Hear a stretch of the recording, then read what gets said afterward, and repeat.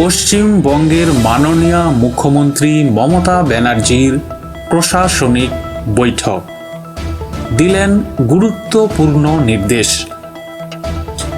প্রাথমিক শিক্ষায় হচ্ছে না কোনো সেমেস্টার, সেই বিষয়ে পর্ষদকে তিনি ভর্ৎসনা করেছেন। মুখ্যমন্ত্রী মমতা বন্দ্যোপাধ্যায় গত 2রা জানুয়ারি 2025 বুধবার নবান্ন সভাঘরে প্রশাসনিক বৈঠকের সময় শিক্ষামন্ত্রীর উদ্দেশ্যে তিনি বলেন, প্রাথমিক বিদ্যালয়ে কোনো রকম সেমেস্টার লাগু হবে না। শুনুন কি বলেছেন মাননীয় মুখ্যমন্ত্রী। সেই সঙ্গে পশ্চিমবঙ্গের পরিবহন মন্ত্রীর উদ্দেশ্যে তিনি বলেন, পরিবহন দপ্তর এখন সাইলেন্ট দপ্তর হয়ে গেছে।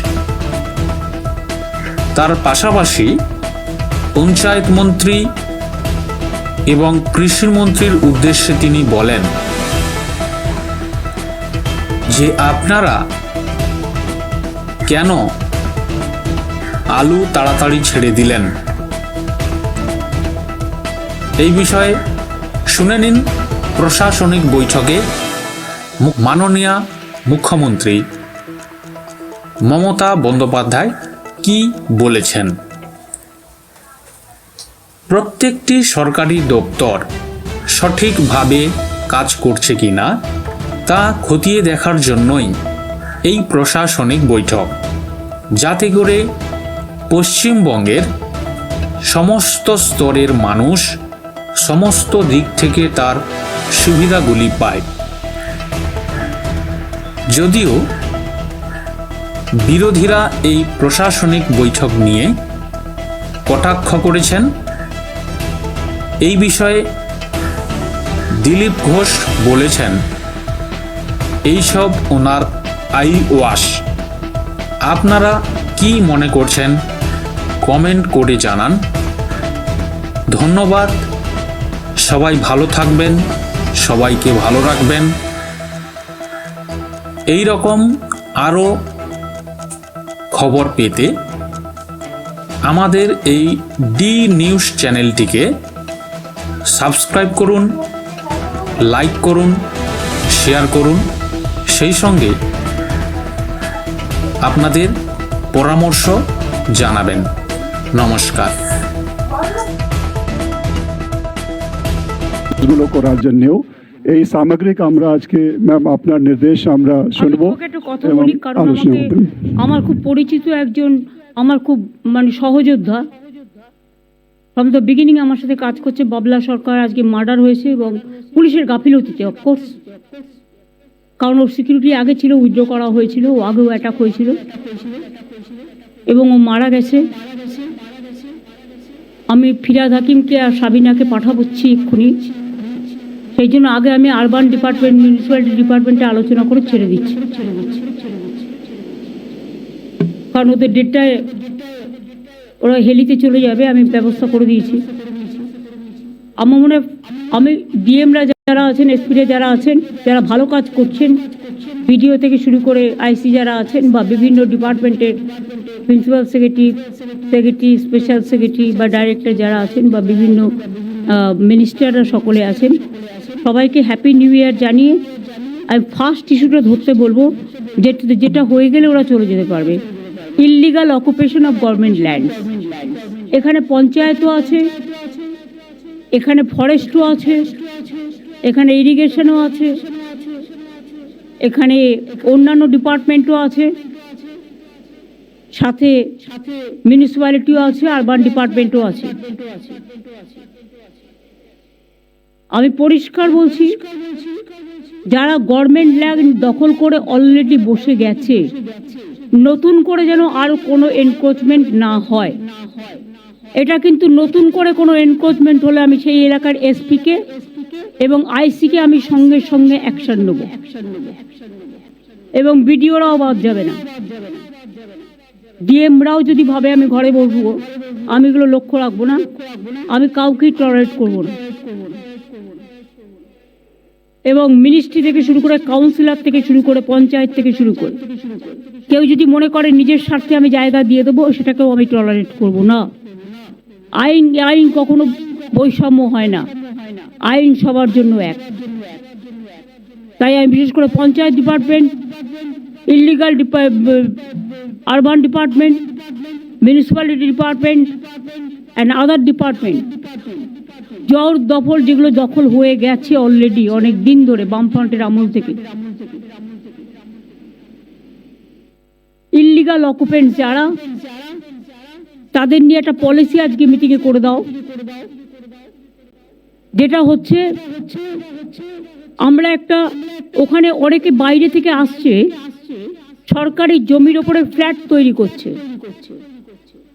বেআইনিভাবে, এবং ফ্ল্যাটগুলোকে বিক্রি করে দিয়ে বাইরে চলে যাচ্ছে, আর কিন্তু এখানে থাকছে না, এটা স্থানীয় নয় বেশিরভাগ, আমি খোঁজ নিয়ে দেখেছি। তাকে যেখান থেকে পারো ধরে আনো। আরে এই জমিগুলোর মিউটেশন কে দিল? বিল্ডিং এর পারমিশন কে দিল? তাদের বিরুদ্ধেও কিন্তু অ্যাকশন হবে, এবং অ্যাকশন অনুযায়ী কাজ হবে। এটা পুলিশ ডাইরেক্ট হাতে নেবে, জেলাকে দেবে না, স্টেট পুলিশ করবে। এখানে একটা পেনাল্টি ইম্পোজ করে যারা বসবাস করছে বা দোকানদার, তাদের জন্য একটা আগামী 6 মাস টাইম দাও। আমরা জানুয়ারি, ফেব্রুয়ারি, মার্চ, এপ্রিল, মে, জুন মাস পর্যন্ত টাইম দিলাম। গভর্নমেন্ট যেটা বাজার দর করলে তোরা দিতে পারবে না, বাট আমরা একটা রেশনাল পলিসি করব 80-20 করে, যেটা বড় বিল্ডিং তার জন্য 100% হবে, কিন্তু গরিব যারা সাধারণ মানুষ তাদের জন্য কনসেশন হবে করে, একটা রেট করে first tyre, second tyre, third tyre করে তাদের একটা পেনাল্টি ইম্পোজ করে, কারণ তাদের কিন্তু একটাও লিগাল কোনো কাগজপত্র নেই, আর যারা দিয়েছেও কাগজপত্র সেটাও ইল্লিগাল। সেই কাগজপত্র কিন্তু ইল্লিগাল, এটা কিন্তু বুঝতে হবে। সুতরাং তাদের লিগালাইজ যাতে তারা করতে পারে, অরিজিনাল যেটা, আমরা ওদের প্রতি সিম্প্যাথেটিক, কিন্তু যারা এটা নিয়ে ব্যবসা করে খেয়েছে তাদের প্রতি আমরা সিম্প্যাথেটিক নই। একটা পেনাল্টি ইম্পোজ করে টাকাটা ধার্য করে দাও, যাতে তারা গভর্নমেন্টকে একটা টাকা দেয়, যে টাকাটা গভর্নমেন্ট বলবে, কিন্তু জুন মাসের মধ্যে করতে হবে। আর যারা কমার্শিয়াল বানিয়েছে তাদের জন্য কিন্তু 100% পেনাল্টি দিতে হবে। আর যারা বানিয়ে পালিয়ে গেছে তারা যেখানেই যাক সেখান থেকে ধরে আনতে হবে, এবং দরকার হলে তার প্রপার্টি ক্রোক করে, যেটা ইডি সিবিআই করে, এটা করতে হবে। এখানে আমি কোনো এক্সকিউজ শুনবো না। কোনো নেতারা যদি এর জন্য দাবিদারি করে, যে পার্টিরই হোক, আমি তাদের কথাও শুনবো না। আইন আইন, গরিব লোকের কোনো দোষ নেই, এবং সাধারণ লোক বেচারা ভাবছে সে একটা বাড়ি করছে, বাড়িটা আমি একটা ফ্ল্যাট নিই, তার দোষ নেই। দোষটা হচ্ছে যে করেছে ইল্লিগাল কাজটা, আর যে মিউটেশন দিয়েছে এবং সমস্ত লাইসেন্স দিয়েছে, তাদের ব্র্যাকেট করো, তাদের ব্ল্যাকলিস্টেড করো, সে যেই হোক। আমিও যদি করে থাকি আমাকেও ব্ল্যাকলিস্টেড করো। আর আগের কোনো অফিসারও যদি করে গিয়ে থাকে তার পেনশনও এর মধ্যে আসবে, তাদের বিরুদ্ধেও কিন্তু তোমাকে অ্যাকশন নিতে হবে। তোমরা অনেক সময় অফিসারদের কেস করে ছেড়ে দাও, ক্লোজ করে দাও কিছু পাইনি বলে, কিন্তু আমি দেখেছি তোমরা এক একজনের ক্ষেত্রে এক এক রকম ব্যবস্থা নাও। এখানে যে কমিটিটা হবে অ্যাকশন নেওয়ার, তাতে আইপিএস, আইএস সবাই থাকবে।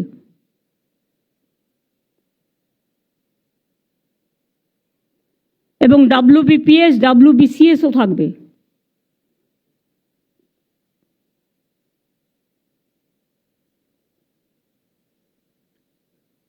আর এই কমিটিটা হেড করবে নন্দিনী, কারণ চিফ সেক্রেটারি অত সময় নেই, টাইম টু টাইম চিফ সেক্রেটারিকে রিপোর্ট করবে, চিফ সেক্রেটারি আমায় জানাবে।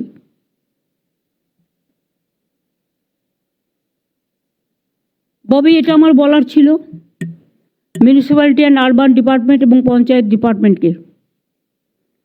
তোমরা দেখে নেবে গরিব লোকেরা যে বাড়ি নিচ্ছে, সেই বাড়িগুলো যাতে পঞ্চায়েতকে আমি বলছি ঠিক মতো হয়, ডিএমদের বলছি, বিডিওদের বলছি, সার্ভে করুন। আপনারাই তো সার্ভে করেছেন।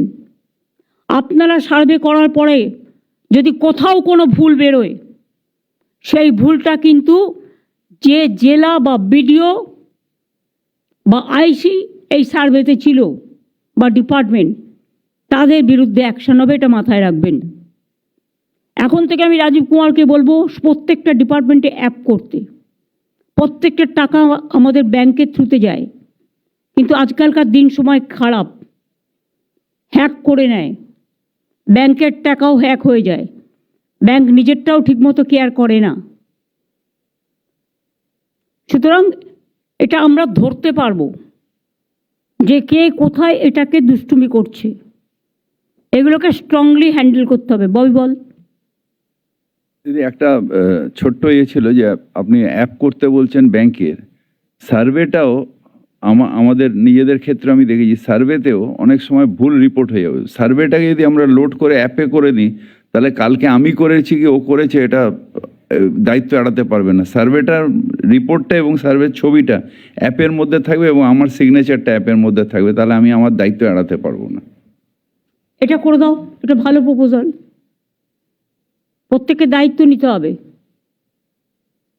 কোনো খারাপ হলে গভর্নমেন্টের দায়িত্ব, আর ইন্ডিভিজুয়াল পালিয়ে যাবে, এটা হবে না। হ্যাঁ অরূপ বল। আমরা যে হাউজিং বোর্ড থেকে যে আমাদের রেডা হয়েছে, রেডায় আমরা পঞ্চায়েত এবং ইউডিকে বলেছি যে একটা পোর্টাল জয়েন্টলি করতে। ইললিগাল বিল্ডিং আটকাতে গেলে রেডাকে সব থেকে আগেই আনতে হবে, কেন এখন আপনি 3 কাঠার উপরে 6টা ফ্ল্যাটেও রেডাকে করেছেন। অধিকাংশ বিল্ডিং এরা বিল্ডিং স্যাংশন নিয়ে নিচ্ছে, ফ্ল্যাট বিক্রি করছে, লোকে জল পাচ্ছে না, ড্রেনেজ নেই, কিচ্ছু নেই। সেই জন্য রেডা যদি রেজিস্ট্রেশন হয়, রেডার তাকে ফাইন করার ক্ষমতা আছে, এমনকি জমি ক্রোক করার ক্ষমতা আছে, এমনকি কাজ বন্ধ করার ক্ষমতা আছে। ইমিডিয়েট যদি ইউডি এবং পঞ্চায়েত, আমি তাদের ডিপার্টমেন্টের সঙ্গে অনেকবার মিটিং করেছি, তারা যদি এটাকে আমাদের একটা জয়েন্ট অ্যাপ হয়, তাহলে কিন্তু এটাকে আটকানো যাবে। মিউনিসিপ্যালিটি, পঞ্চায়েত, রেরা, স্পেশালি যাদের কাছে ম্যাক্সিমাম জমি আছে, দেখে নাও। এবং ইরিগেশন ডিপার্টমেন্টে অনেকে নদীর ওপরে বসে আছে, ফলে নদী বন্ধ হয়ে যায়, বাঁধ ভেঙে যায়। তাদের অন্য জায়গায় শিফট করার ব্যবস্থা করতে হবে। গরিব মানুষকে তো আর ফেলে দেওয়া যাবে না, তারাই আমাদের সম্পদ। তাদের অন্য জায়গায় ফাঁকা জায়গায় দেখে ডিএমের সাথে কথা বলে ব্যবস্থা করতে হবে। এর জন্য প্রত্যেকটা ডিএমকে আমি বলছি তার নিজস্ব এলাকায় এটাকে দেখে নিতে হবে। আর দিদি, পুলিশকে দেখতে হবে যাতে আবার কেউ না এসে বসে পড়ে। অনেকে ফ্ল্যাট নিচ্ছে, পুলিশকে যতই বলো, পুলিশ কিছুতেই এটা করে না। আবার এসে বসে আছে। প্রবলেম কি, এরা 2 বছর 3 বছর একটা সার্ভিসে থাকে। ইলেকশন কমিশন নিয়ম করে দিয়েছে 3 বছর পর পর ট্রান্সফার হতে হবে। 3 বছর এক জায়গায় কেউ থাকতে পারবে না। এই নিয়মের জালে আমরা ফেসে গেছি। যে 3 বছরের জন্য কাজ করতে যাচ্ছে, ডিএমই হোক, এসপি হোক বা অন্যান্যরাই হোক, তারা ভাবছে আমার তো 3 বছর 2 বছর কাজ, আমি আমারটা করে দিয়ে চলে যাই, আমার কি দরকার প্রোঅ্যাক্টিভ হওয়ার। তো এখন থেকে আজকে সিদ্ধান্ত নেওয়া হচ্ছে, তার সময় যদি কোনো ইললিগাল কাজ করা হয়ে থাকে, সেটাকে স্ট্রংলি হ্যান্ডেল করে সে যেখানেই থাকুক তাকে ধরা হবে। আর বারবার বলা হচ্ছে যে কোনো কেউ ট্রান্সফার হলে কোন কোন কাজ চলছে, কোনটা তিনি করেছেন, সেগুলোর একটা পরিষ্কার একটা চিত্র যে জয়েন করবে তার হাতে দিয়ে দেওয়ার জন্য, কিন্তু সেটা করছেন না। আমি এটা মনোজকে বলবো আবার বলে দিতে। ববি আর সাবিনা বেরিয়ে যাও।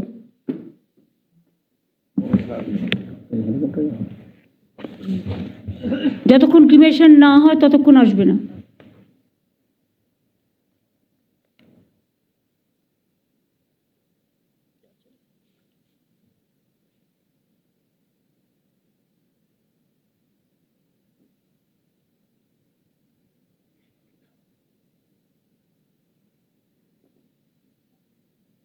এটা হলো illegal occupation of government land. পুকুরের ওপরে বাড়ি করে দিচ্ছে।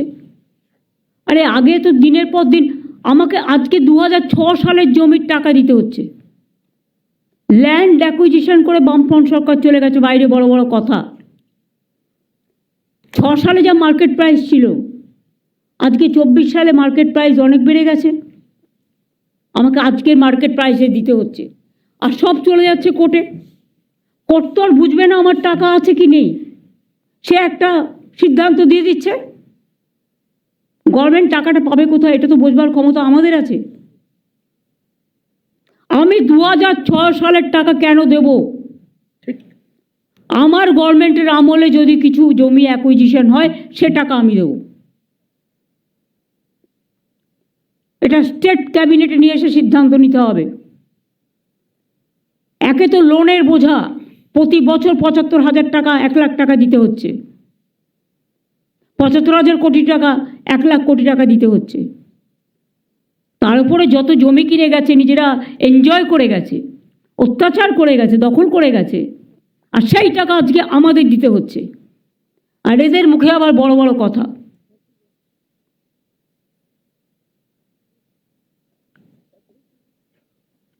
আমাদের এখনকার সিস্টেম হচ্ছে, যে জমি আমি এখন কিনবো, আমি নিজে সঙ্গে সঙ্গে টাকা দিয়ে দেবো, যাতে আমাকে ফেলে রাখতে না হয়, আমি ভবিষ্যতের জন্য যাতে কাউকে কোনো সাফার করতে না হয়। এটা একটা গভর্নমেন্টের সিস্টেম হওয়া উচিত বলে আমি মনে করি।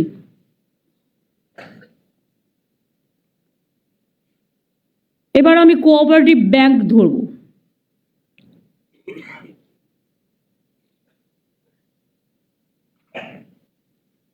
স্টেট কোঅপারেটিভ ব্যাংকের চেয়ারম্যান কিন্তু চিফ সেক্রেটারিকে করেছিলাম আমি। তোমার নলেজে আছে কিনা আমি জানি না, বাট তুমি দেখে নাও। দ্বিবেদী, তুমি তো জানো, স্টেট কোঅপারেটিভের ব্যাংকের চেয়ারম্যান আমি কিন্তু চিফ সেক্রেটারিকে করেছিলাম। ম্যাম,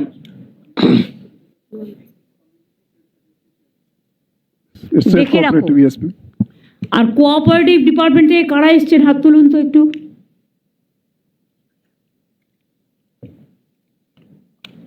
হ্যাঁ, আর কারা আছেন? আপনি তো মিনিস্টার, প্রিন্সিপাল সেক্রেটারি, বাদ বাকি একটু দাঁড়িয়ে যান। না, হাত তুললেও হবে। কোঅপারেটিভ ডিপার্টমেন্টকে পরিষ্কার বলছি, অনেক কোঅপারেটিভ ব্যাংকে আনঅ্যাকাউন্টেড মানি আছে, অর্থাৎ ফেক অ্যাকাউন্ট,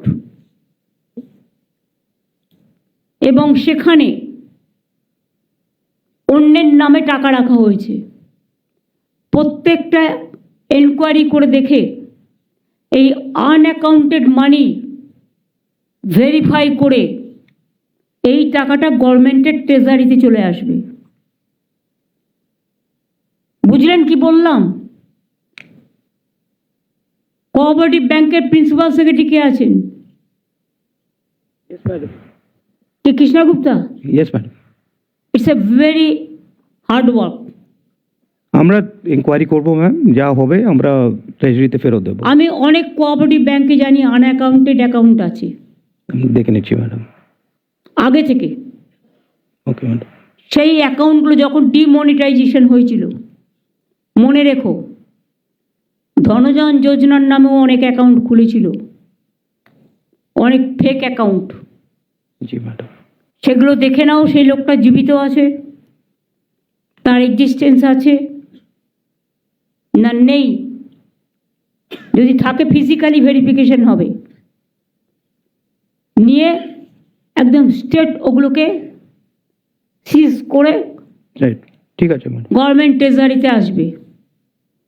আমি 2 মাস টাইম দিলাম, জানুয়ারি আর ফেব্রুয়ারি, এর মধ্যে কাজটা কমপ্লিট করতে হবে। মার্চে ফাইন্যান্সিয়াল ইয়ার শেষ হবে।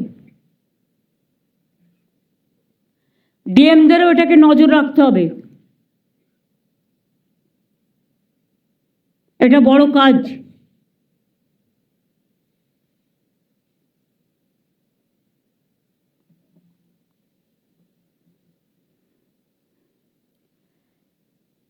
এবার আমি যেটা বলবো, ফাইন্যান্সে প্রভাত মিশ্র আছে। প্রভাত মিশ্র ইজ এ জেন্টলম্যান, কিন্তু আরেকটু এফেক্টিভ হতে হবে, অ্যাক্টিভ হতে হবে। এবং তোমার যে টিম বসে আছে ওখানে ফাইন্যান্সে, দু একজন ছাড়া বেশিরভাগই বামপন্থী রাজনীতির আলোচনা করে ওখানে বসে। ওটা একটা আলিমুদ্দিন স্ট্রিট বানিয়ে দিয়েছে। দরকার হলে তুমি নতুন লোক নিয়ে এসো, এফিশিয়েন্ট লোক নিয়ে এসো, নিয়ে কাজটা করাও। আমি নিজে সারপ্রাইজ ভিজিট করেছি কয়েকবার, আমি নিজে গিয়ে এটা দেখে এসেছি। আমি নিজে না দেখলে কথা বলতাম না, এবং আমার কাছে ইনফরমেশনও আছে।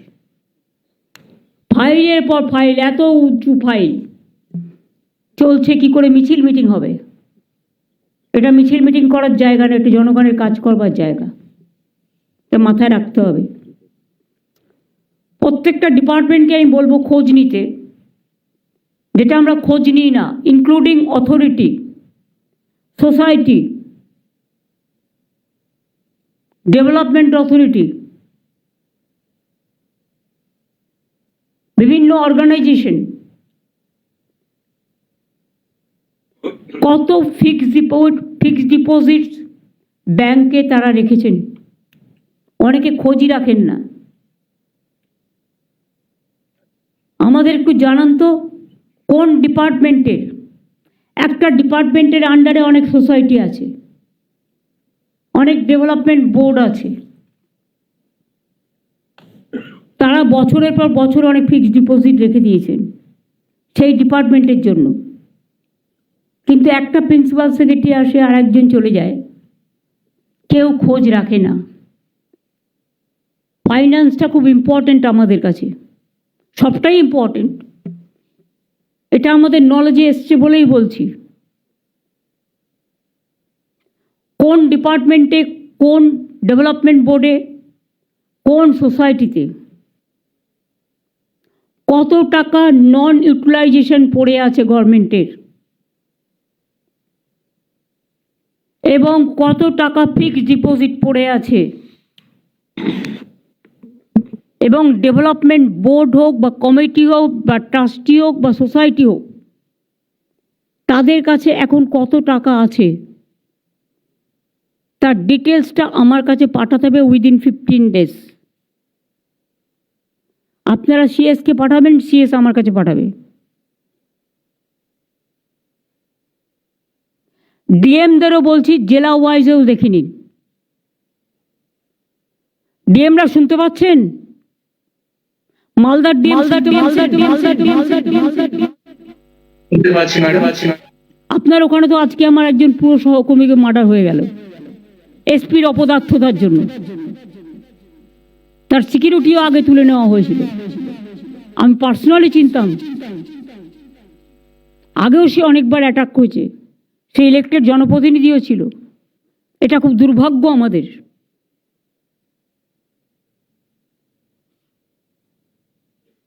ওখানে বর্ডার আর কালিয়াচক নিয়ে যদি ব্যস্ত থাকেন তাহলে কিন্তু জেলার ডেভেলপমেন্ট হবে না। Please forget that. ওখানে প্রোটেকশন করুন। আর বিএসএফের সাথে অ্যাডজাস্ট করে অনুপ্রবেশকারীদের ঢোকাচ্ছেন আপনারা, কেউ প্রতিবাদ করছেন না। আপনারা ঢোকাচ্ছেন না, ঢোকাচ্ছে বিএসএফ। বিএসএফ ইসলামপুর দিয়ে লোক ঢোকাচ্ছে, আমাদের কাছে খবর আছে। সিতাই দিয়ে ঢোকাচ্ছে, চোপড়া দিয়ে ঢোকাচ্ছে, আরো অনেক জায়গা দিয়ে ঢোকাচ্ছে।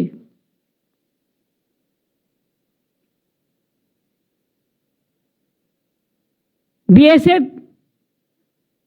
মেয়েদের উপর অত্যাচার করছে, কিন্তু আপনাদের দিক থেকে কোনো প্রতিবাদ কেন হয়নি? ডিজি রাজীব কুমারকে আমি বলবো কোন কোন জায়গায় লোক ঢুকেছে, লোক ঢুকিয়েছে বিএসএফ। কারণ বর্ডার আমাদের হাতে নয়, বর্ডার হচ্ছে বিএসএফের হাতে। যারা বাইরে থেকে আসে, ভিসাও আমাদের হাতে নেই, সেন্ট্রাল গভর্নমেন্টের হাতে।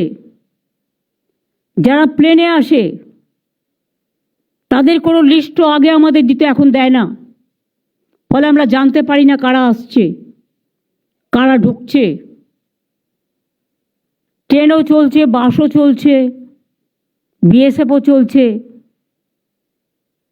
আর বাংলাকে যদি মনে করে কেউ অনুপ্রবেশকারীদের ঢুকিয়ে আর তৃণমূল কংগ্রেসকে বদনাম করব, এটা তৃণমূল কংগ্রেস করছে না। তৃণমূল কংগ্রেসের করার অধিকার নেই এবং সাধ্যও নেই। এলাকাটা কন্ট্রোল করে বিএসএফ। ভালো করে শুনে রাখুন, কোনো দু একটা টিভি চ্যানেল বিএসএফের দায়িত্বটা তৃণমূল কংগ্রেসের ঘাড়ে চাপাচ্ছেন। তাদের আমি বলবো সংযত হন, সংবেদনশীল হন এবং দেখুন কোনটা ন্যায় কোনটা অন্যায়। অন্যায় হলে হাজারবার গালাগালি দিন টিআরপি তুলবার জন্য, কিন্তু দয়া করে বিএসএফের এই অন্যায় কাজ সাপোর্ট করে তৃণমূল কংগ্রেসকে দায়ী করবেন না। তার কারণ বর্ডার গার্ড তৃণমূল কংগ্রেস দেয় না, বর্ডার গার্ড বিএসএফ দেয়, এমনকি পুলিশও দেয় না।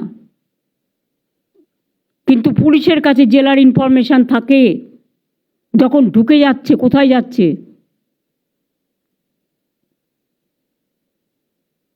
ডিএমদের কাছে ইনফরমেশন থাকে কোথায় যাচ্ছে। মনোজ, তুমি কোনো ইনফরমেশন পেয়েছো ডিএমএসপিদের কাছ থেকে আজ পর্যন্ত? পাওনি। তার মানে ডিএমএসপিরা তাদের দায়িত্ব পালন করেনি।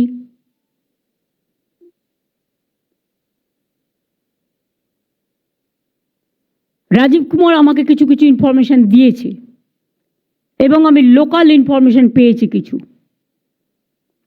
যে ইনফরমেশনগুলো আমাদের কাছে পজিটিভ এসছে আমরা জানি, ডিটেলসটা আমার চাই, কারণ আমি একটা স্ট্রং লেটার লিখব কেন এটা করা হচ্ছে। আমরা তো চাই ওখানেও শান্তি থাক, এখানেও শান্তি থাক। আমাদের তো দুই বাংলার মধ্যে আমাদের কোনো খারাপ সম্পর্ক নেই। চিরকালই আমরা এক ভাষায় কথা বলি, এক ভাষায় পথ চলি। চিকিৎসার কারণে কেউ আসতেই পারে, মানবিকতার কারণে কেউ আসতেই পারে, কিন্তু আমাদের জানাতে হবে। এটা আমি তাদের কথা বলছি না। এখানে গুন্ডা পাঠিয়ে দেওয়া হচ্ছে, বর্ডার দিয়ে খুন করছে, চলে যাচ্ছে, এই রকম লোক পাঠানো হচ্ছে। এটা বিএসএফের অনেক ভেতরকার কাজ। এর মধ্যে কেন্দ্রীয় সরকারের একটা ব্লুপ্রিন্ট আছে।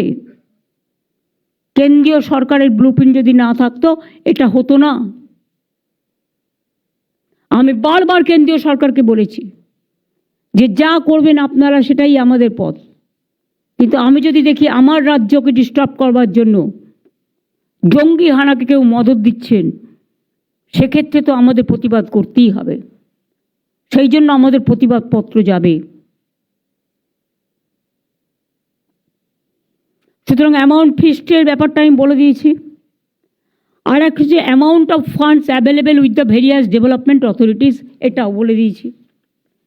এবার হচ্ছে মার্চে ফাইন্যান্সিয়াল ইয়ার শেষ। যে ডিপার্টমেন্টগুলোকেও টাকা পেয়েছেন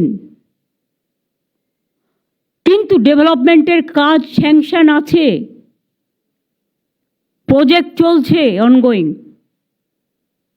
সেগুলোকে কমপ্লিট কিন্তু আপনাকে মার্চের মধ্যে করতে হবে। এই ফাইন্যান্সিয়াল ইয়ারের টাকা এই ফাইন্যান্সিয়াল ইয়ারে খরচা করতে হবে আপনাকে। কিন্তু তাড়াতাড়ি খরচা দেখাতে গিয়ে নিজেরা এমন কিছু করবেন না, এটা কোনো এনজয় করার খরচা নয়। প্লিজ রিমেম্বার, এটা জনগণের কাজ করার খরচা। টাকাটা আমাদের কাছে বহু মূল্যবান। গতি আনুন কাজে। নিজের থেকে কোনো প্রোঅ্যাক্টিভ হব না। এ মানে অ্যাভয়েড করুন, বি মানে ব্লক করে দিন,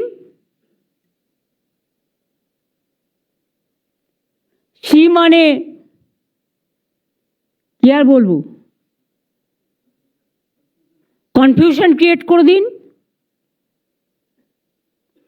আর ডি মানে ultimately it will be a destruction work instead of construction. ABCD বন্ধ করুন। এ মানে অ্যাক্টিভ হন, বি মানে বোল্ড হন, সি মানে ক্রিয়েটিভ হন, ডি মানে ডেভেলপমেন্টটা করুন, আর ই মানে এনার্জেটিক হন, আর এফ মানে ফাইন্যান্সিয়াল পজিশনটাকে ঠিক রাখুন, আর জি মানে গভর্নমেন্টটা মানুষের, মামাটি মানুষের, এটাকে দেখে রাখতে হবে। আমি অনেক সময় লক্ষ্য করি ভোটার লিস্ট থেকে শুরু করে সব কাজে, ভোটার লিস্টে ব্লকের যাদের ডিএমরা দায়িত্ব দিয়েছিলেন তারা বসেছে কিনা ডিএমরা একবারও এনকোয়ারি করে দেখেছেন? আমি অনেক জায়গায় শুনেছি তারা বসেনি, কারণ ডিএমরা তো জানে এতে তো আমার কোনো যায় আসে না, আমি তো ডিএম থাকবই, বা আমি কোনো অফিসারে চলে যাব। ফেস তো আমাদের করতে হবে, জনগণকে ফেস করতে হবে। এটা কিন্তু ঠিক নয়, এটা আমরা কিন্তু এক্সেপশনাল কেস হিসেবে দেখছি। এবং আপনারা মনে করেন আপনাদের ওখানে কিছু লোকজন কম্পিউটারে কাজ করে, কম্পিউটারে ডেটা তোলে, তারা যতটা অ্যান্টি করে গভর্নমেন্টের, ইনফরমেশন পাস করে অপোজিশনকে, এন্টায়ার এক্সেপশনাল কিছু ছাড়া ডিএম নিজের মতো লোক নেন, বসান, এসপি জেলায় গেলে নিজের মতো ককাস তৈরি করেন, এবং তারা কাজের গুরুত্ব না দিয়ে, সার্ভে না করে, রিভিউ না করে এই লোকগুলোর ওপর নির্ভরশীল, চেঞ্জ করেন না কখনো। আরে মাঝে মাঝে চেঞ্জ তো করতে হবে 2-3 বছর পর পর। যারা কাজ করে না, যারা কাজগুলোকে ব্লক করে, তাদের প্রশ্রয় দিলে আপনাকে ডিএম রাখা হবে কেন? ডিএম তো সরকারের ডিস্ট্রিক্টের মুখ, এসপি তো সরকারের প্রশাসনের মুখ। তাদের নেতৃত্বে যদি আমি দেখি কাঁচা গ্রামের রাস্তাতেও, কাঁচা রাস্তাতেও গাড়ি ঢুকে যাচ্ছে, আলু চলে যাচ্ছে, আমসের আমদানি হচ্ছে, কোথায় গেল আপনাদের মোবাইল চেক আপ? কোথায় গেল নাকা চেকিং? সাধারণ মানুষকে দয়া করে ডিস্টার্ব করবেন না, এটা বললাম বলে। আর এটা বললাম বলে লোকের কাছে একটা কিছু নিয়ে তাকে ছেড়ে দেবেন না। আজকালকার দিনে মনে রাখবেন, মিডিয়া যেমন অ্যাক্টিভ, সোশ্যাল মিডিয়াও অ্যাক্টিভ, পাবলিকও অ্যাক্টিভ। একটা গ্রামের কৃষকও জানে কে কোথায় কি করে বেড়াচ্ছে, খবর কিন্তু আমাদের কাছে আসে।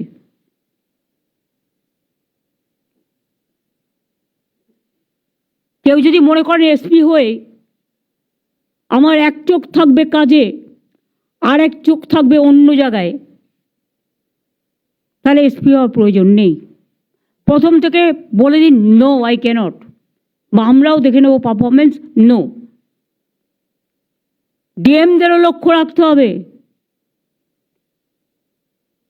কোথায় কোন ভিডিওটা ভালো কাজ করছে, কোথায় করছে না, কোথায় বিএলআরও টাকা নিয়ে জমি দিচ্ছে, কোথায় দিচ্ছে না, মানুষকে হ্যারাস করছে, কোথায় আপনার যারা ইলেকশনের কাজ করার কথা ছিল ভোটার লিস্টে নাম তোলেনি, উল্টো পাল্টা করেছে।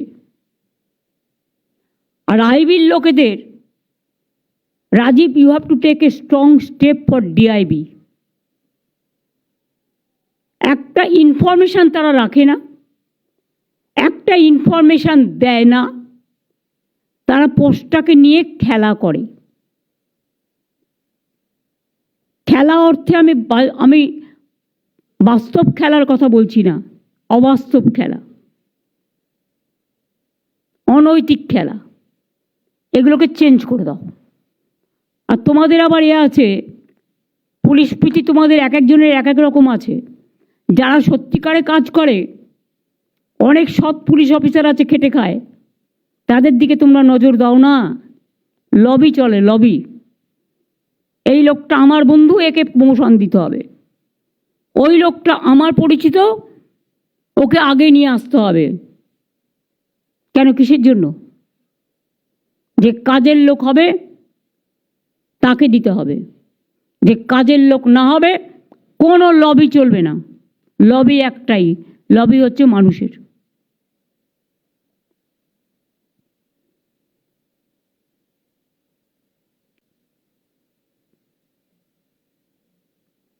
তাহলে কাজের গতিটার ব্যাপারে মনোজকে আমি বলবো একটু বলে দিতে। জি ম্যাম, আপনি গত মিটিংয়েও আমাদের নির্দেশ দিয়েছিলেন যাতে কাজের আমরা গতি আনতে পারি এবং মনিটরিং আর সুপারভিশন যদি আমরা ঠিক মতন করি তাহলে যারা স্থানীয়ভাবে কাজ করছেন ওদের মধ্যে উৎসাহ বাড়বে, আর যদি কোনো গাফিলতি অথবা কোনো খামতি থাকে এটাও সুপারভাইজারি অফিসার্স ওটাকে ঠিক মতন ইন্টারভেনশন করতে পারেন। তাহলে উইদাউট লস অফ টাইম এবং বেশি কোনো টাকা না লেগে আমরা কাজের মধ্যে আরও গতি আনতে পারি এবং ভালোভাবে আমরা পরিষেবা দিতে পারি। ম্যাম, আপনি আমাদের বলেছিলেন যাতে এটা ভালো করে ডকুমেন্টেশন করা হয়, তো আমরা field inspection monitoring and supervision একটা অ্যাপ এবং পোর্টালও তৈরি করেছি। আমরা বিভিন্ন ডিপার্টমেন্টের অফিসারদের সঙ্গে বসে ওদেরকে ওরিয়েন্টেশনও করা হয়েছে। এর মূল দায়িত্ব এটা হচ্ছে ম্যাম, যেটা আপনি আগেও বলেছিলেন, মিড ডে মিল স্কিম হোক, স্কুলস হোক, হেলথ সেন্টার, আমাদের এমআর শপস, আমাদের এখন প্যাডি প্রকিউরমেন্টে কাজ চলছে, বিভিন্ন যে ফিল্ড লেভেলে কাজগুলো হচ্ছে এটা তদারকি করা এবং ফিল্ডে ভিজিট করা।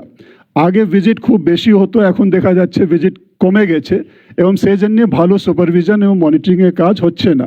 তো আমরা এই পোর্টালের মাধ্যমে আমরা এনশিওর করব কি অ্যাটলিস্ট 2 দিনে ফিল্ড অফিসার্স ফিল্ডে ভিজিট করবেন এবং শুরু করবেন ওখান থেকে যেখানে সাধারণভাবে কেউ যায় না। অনেক এরিয়াগুলো আছে ওখানে অনেক অফিসার্স বা ওদের সাবঅর্ডিনেটস কেউ ভিজিটই করেন না। ওখানকার স্থানীয় মানুষের কি অসুবিধা হচ্ছে এটাও জানার কোনো সুযোগ থাকে না, যেহেতু কেউ ওখানে পৌঁছতে পারে না বা যাওয়ার সময় থাকে না। না, তারা পোস্টটাকে নিয়ে খেলা করে। খেলা অর্থে আমি বাস্তব খেলার কথা বলছি না, অবাস্তব খেলা, অনৈতিক খেলা, এগুলোকে চেঞ্জ করে দাও। আর তোমাদের আবার আছে পুলিশ প্রীতি, তোমাদের এক একজনের এক এক রকম আছে। যারা সত্যিকারে কাজ করে, অনেক সৎ পুলিশ অফিসার আছে খেটে খায়, তাদের দিকে তোমরা নজর দাও না। লবি চলে, লবি। এই লোকটা আমার বন্ধু, একে প্রমোশন দিতে হবে। ওই লোকটা আমার পরিচিত, ওকে আগে নিয়ে আসতে হবে। কেন, কিসের জন্য? যে কাজের লোক হবে তাকে দিতে হবে, যে কাজের লোক না হবে কোনো লবি চলবে না। লবি একটাই, লবি হচ্ছে মানুষের।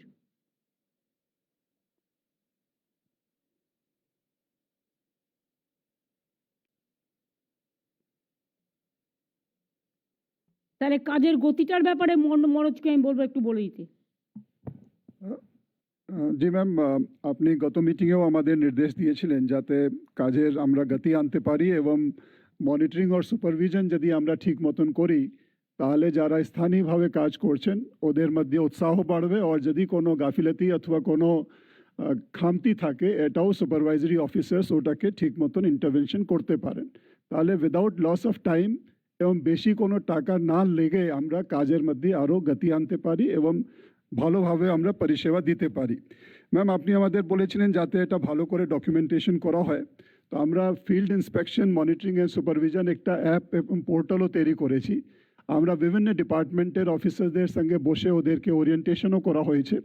এর মূল দায়িত্ব এটা হচ্ছে ম্যাম, যেটা আপনি আগেও বলেছিলেন, মিড ডে মিল স্কিম হোক, স্কুলস হোক, হেলথ সেন্টার, আমাদের এমআর শপস, আমাদের এখন প্যাডি প্রকিউরমেন্টে কাজ চলছে, বিভিন্ন যে ফিল্ড লেভেলে কাজগুলো হচ্ছে এটা তদারকি করা এবং ফিল্ডে ভিজিট করা। আগে ভিজিট খুব বেশি হতো, এখন দেখা যাচ্ছে ভিজিট কমে গেছে এবং সেই জন্য ভালো সুপারভিশন এবং মনিটরিংয়ের কাজ হচ্ছে না। তো আমরা এই পোর্টালের মাধ্যমে আমরা এনশিওর করব কি অ্যাটলিস্ট 2 দিনে ফিল্ড অফিসার্স ফিল্ডে ভিজিট করবেন এবং শুরু করবেন ওখান থেকে যেখানে সাধারণভাবে কেউ যায় না। অনেক এরিয়াগুলো আছে ওখানে অনেক অফিসার্স বা ওদের সাবঅর্ডিনেটস কেউ ভিজিটই করেন না। ওখানকার স্থানীয় মানুষের কি অসুবিধা হচ্ছে এটাও জানার কোনো সুযোগ থাকে না, যেহেতু কেউ ওখানে পৌঁছতে পারে না বা যাওয়ার সময় থাকে না। তো আমি জিজ্ঞেস অনুরোধ, করো না মিড ডে মিলে কভার করে ভিজিট করেছে। হ্যাঁ মিড ডে মিলের ম্যাডাম লাস্ট মিটিংও ভিডিওদের কাজ বলেছিলেন কি? ডিএম, আইসিদের বলা হয়েছে বারবার ভিজিট করতে, ডিএম কেন মনিটরিং করবে না এটা?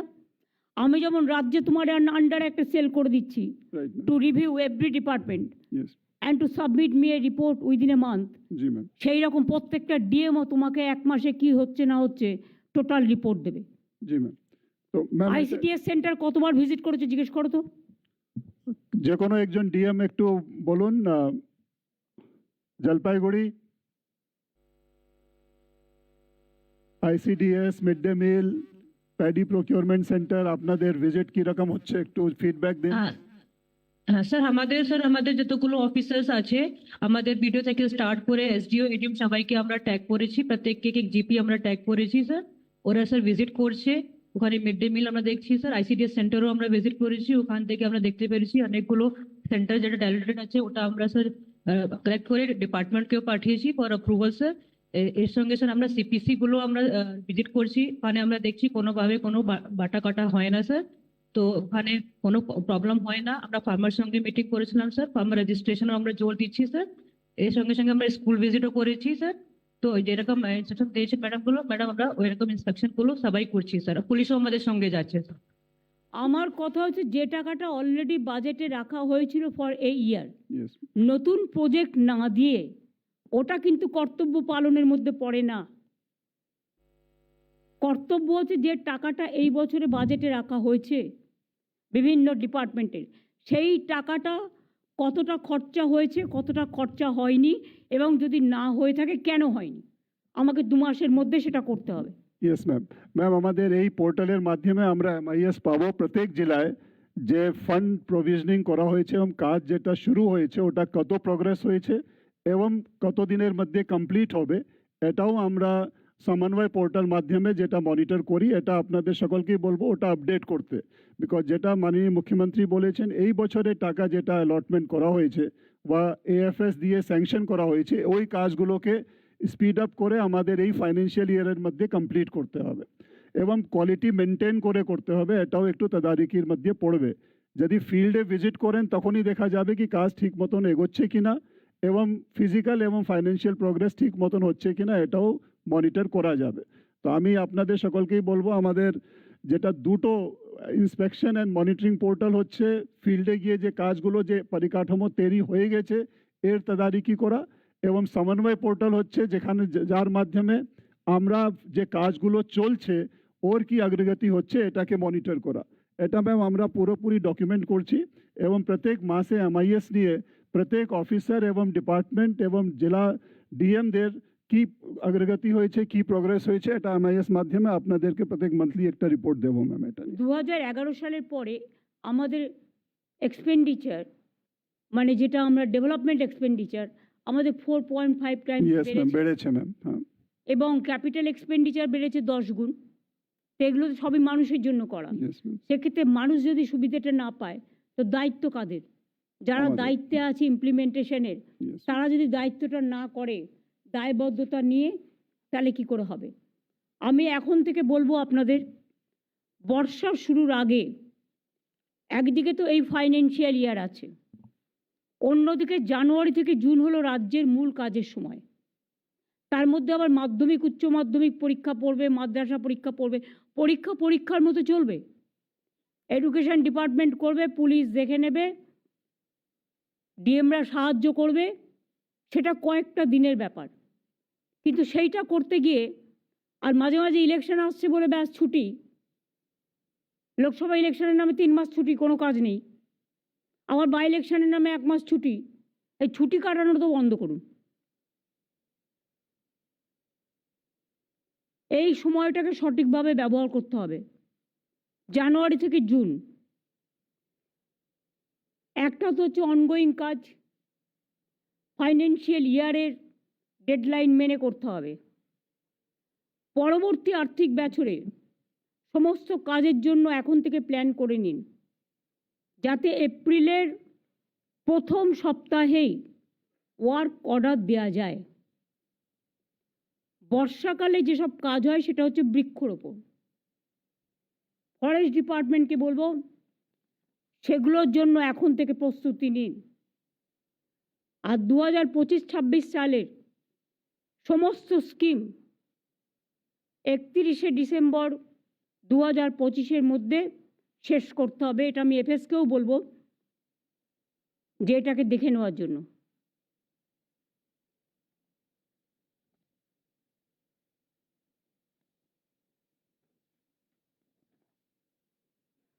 নিয়মিত ইন্সপেকশন খুব জরুরি, যেটা আমি বলছি ফিল্ড ইন্সপেকশন। নিয়মিত ইন্সপেকশন খুবই জরুরি, এবং যেটা আমি মনে করি ডিএম, এসডিও, বিডিও সহ প্রতিটা ডিপার্টমেন্টের, লাইন ডিপার্টমেন্টের ফিল্ড অফিসাররা নিয়মিত ফিল্ডে গিয়ে কাজ করুন। বেনিফিশিয়ারিদের সাথে কথা বলুন, তারা টাকাটা পেয়েছে কিনা, তারা কাজটা কত দূরে এগোতে পেরেছে, তারা কিভাবে ভালো করে আরও কাজ করতে চায়। রাজ্য স্তরে প্রিন্সিপাল সেক্রেটারিদের দিয়েও তাদের সারপ্রাইজ ভিজিট করাতে হবে। শুধু কলকাতা অফিসে বসে থাকলে হবে না, সারপ্রাইজ ভিজিটও করতে হবে। সরাসরি মুখ্যমন্ত্রীর একটা গ্রিভ্যান্সেস রিডারেশন সেল আছে। আগে দেখতাম খুব ইনিশিয়েটিভ নেওয়া হতো, এখন দেখছি দায়সারাভাবে ছাড়া হচ্ছে। মানুষ যখন তাদের কথা আপনাদের না পায় আমাকে জানায়, আপনারা কি মনে করেন না এটাকে গুরুত্ব দেওয়ার প্রয়োজন আছে? এটা এখন থেকে রাহুল থাকবে দায়িত্বে, এবং আমার পুরো সিএমও এটাকে মনিটরিং করে।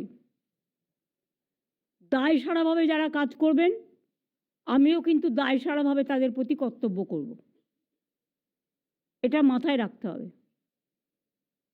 আমার কেউ শত্রু নয়, সবাই বন্ধু, কিন্তু আমি কাজ ভালোবাসি। যে কাজ করে আমি তার প্রতি একটু বেশি দায়বদ্ধতা নিয়ে কাজ করি।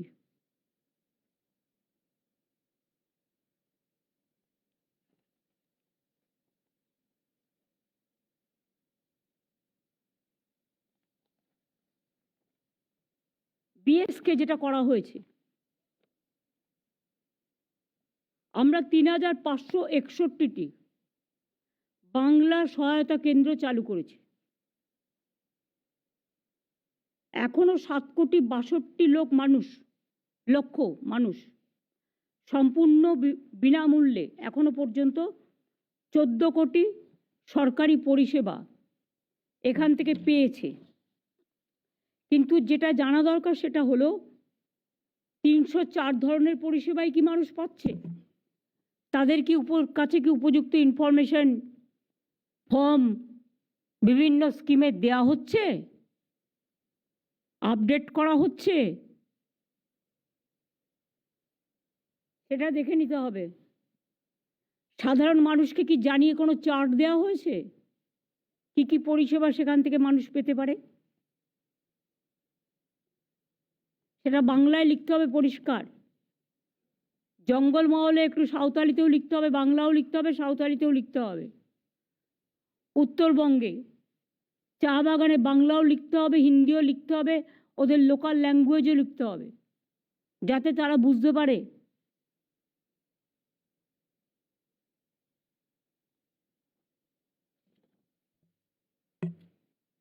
বাংলার বাড়ি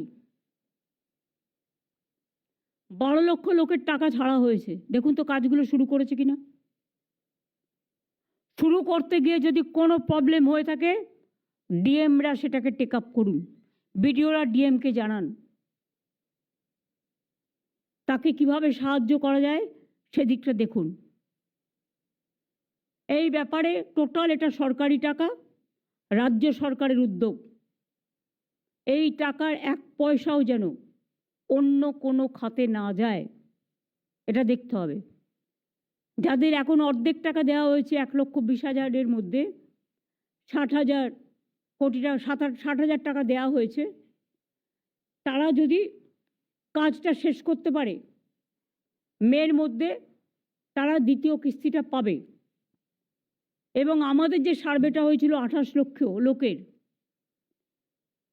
সেই সার্ভেটা ঠিক আছে কিনা আর একবার দেখতে হবে। বাদবাকি যে 16 লাখ থাকবে, যারা অত্যন্ত প্রত্যন্ত অঞ্চলে থাকেন, নিতান্তই গরিব মানুষ, সাধারণ মানুষ, ওটা মিলিয়ে রাখতে হবে এখন থেকে। তার কারণ একটা ইনস্টলমেন্ট তাদের আমরা মে মাসে দেব, এবং মে মাসে যাকে 60 দেবো, ডিসেম্বরে সে আরো 60 পাবে। তাহলে এবছরে দুটো হয়ে গেল, মানে 12 লক্ষ হয়ে গেল, প্লাস 16 লক্ষর অর্ধেক হয়ে গেল।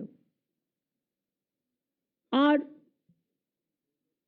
বাদবাকিটা আমরা আবার মার্চের মধ্যে দিয়ে দেওয়ার চেষ্টা করব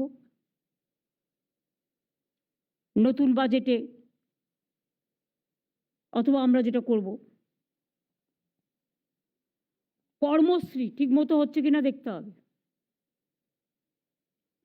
আগে যেমন আমরা 100 দিনের কাজের হিসেব রাখতাম, এখন কি কর্মশ্রীর হিসেব আমরা রাখি? আমরা বলেছি বাইরের কন্ট্রাক্টরদের দিয়ে, বাইরের লোক না নিয়ে এসে আমাদের লোকেরা বাইরে কাজ করতে চলে যায়। আমাদের যারা পরিযায়ী শ্রমিক ফিরে এসেছেন এবং আমাদের যারা স্থানীয় মানুষ 100 দিনের কাজ করতেন, তাদের এই কাজটাতে ইনভলভ করতে হবে।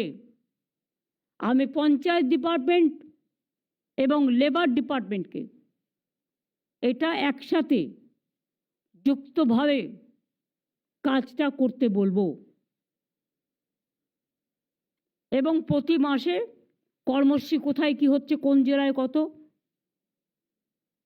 পিএইচির যত কাজ হবে রাস্তায়, পিডব্লিউডির, পঞ্চায়েতের, ইরিগেশনের, কনস্ট্রাকশনের, ডেভেলপমেন্টের, বাইরের শ্রমিক না নিয়ে এসে আমাদের অনেক শ্রমিক আছে, আমাদের শ্রমিকদের কাজগুলো করান, আমাদের 100 দিনের কাজের লোকগুলোকে দিয়ে কাজগুলো করান।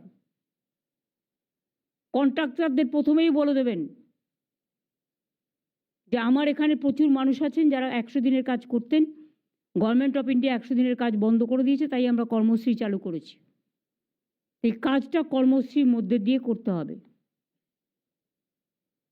জল স্বপ্ন প্রকল্প আমি ইতিমধ্যেই 2-3টে মিটিং করেছি, সিএস নিজেও 2-3টে মিটিং করেছেন।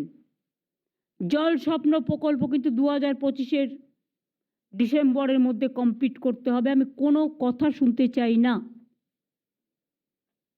আর যতক্ষণ পুরনো অনগোয়িংগুলো শেষ না হবে, আমি নতুন জমি কেনার টাকা দেব না। পাইপ পড়লে হবে না, পাইপ দিয়ে জলটা যাচ্ছে কিনা এবং জলটা পৌঁছচ্ছে কিনা আমি তখনই কমপ্লিট বলবো যখন মানুষ জলটা পাবে। আগে আমরা অনেক রাস্তা করেছি, সেন্ট্রাল গভর্নমেন্ট আগে রাস্তার জন্য টাকা দিত, এখন দেয় না 3 বছর ধরে। সেখানেও সেন্ট্রাল গভর্নমেন্টের একা টাকা নয়, আমাদেরও 40% দিতে হতো, মেনটেন্যান্সও আমাদেরই করতে হতো।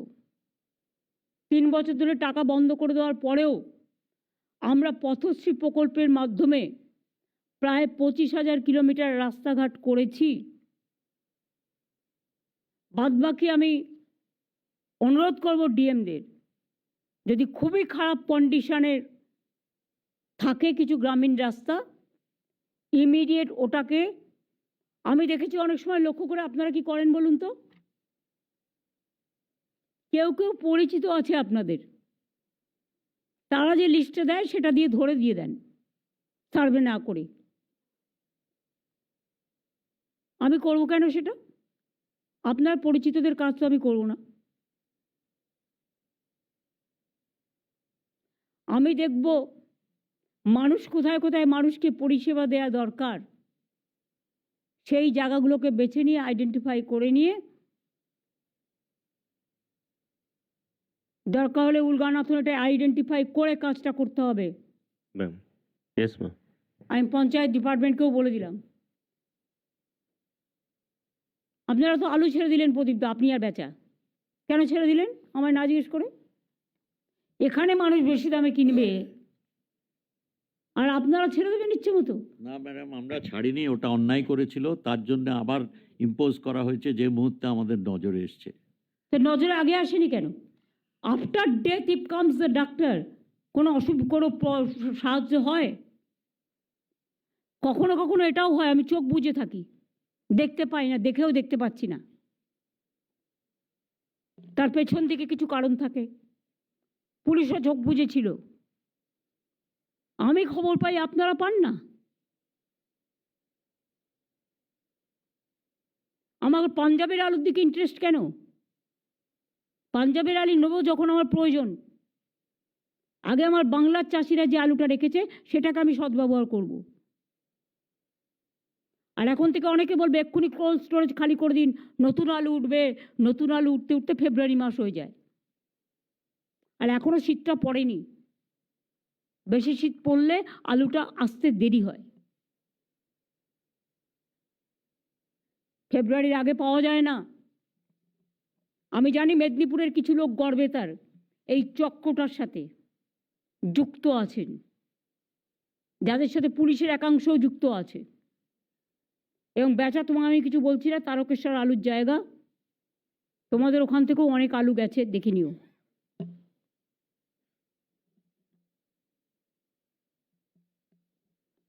আমরা যে মার্কেটিং নিয়ে, আমরা প্রাইস হাইক নিয়ে টাস্কফোর্স যে মিটিং করতাম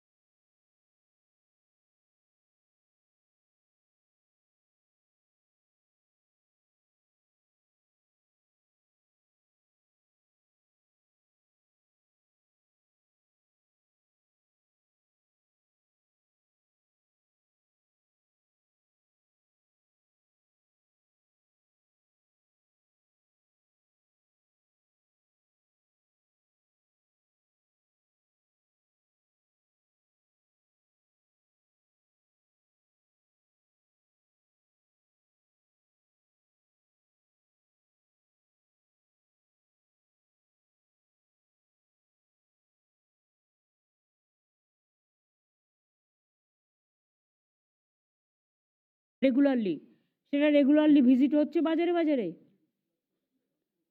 ভিজিট করছে। এর মধ্যে যে আলু দাম রিটেলে বাড়ছিল ম্যাম, এটাও ওরা অ্যাডজাস্ট করার চেষ্টা করেছে। এখন মার্কেটে রিটেলেও দাম একটু কন্ট্রোলে এসেছে ম্যাম আগে থেকে। দেখো শীতকালে তো সবজির দাম সবজি দাম কমে। ম্যাম সাবস্টিটিউশন হয়ে যায়। সবজির দাম তো কমে, বাড়বে জি, কেন? জি।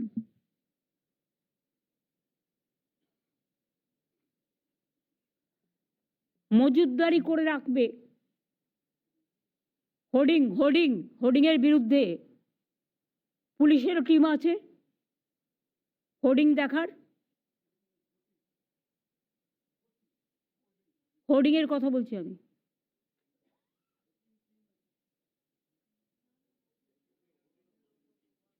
কি বলবো,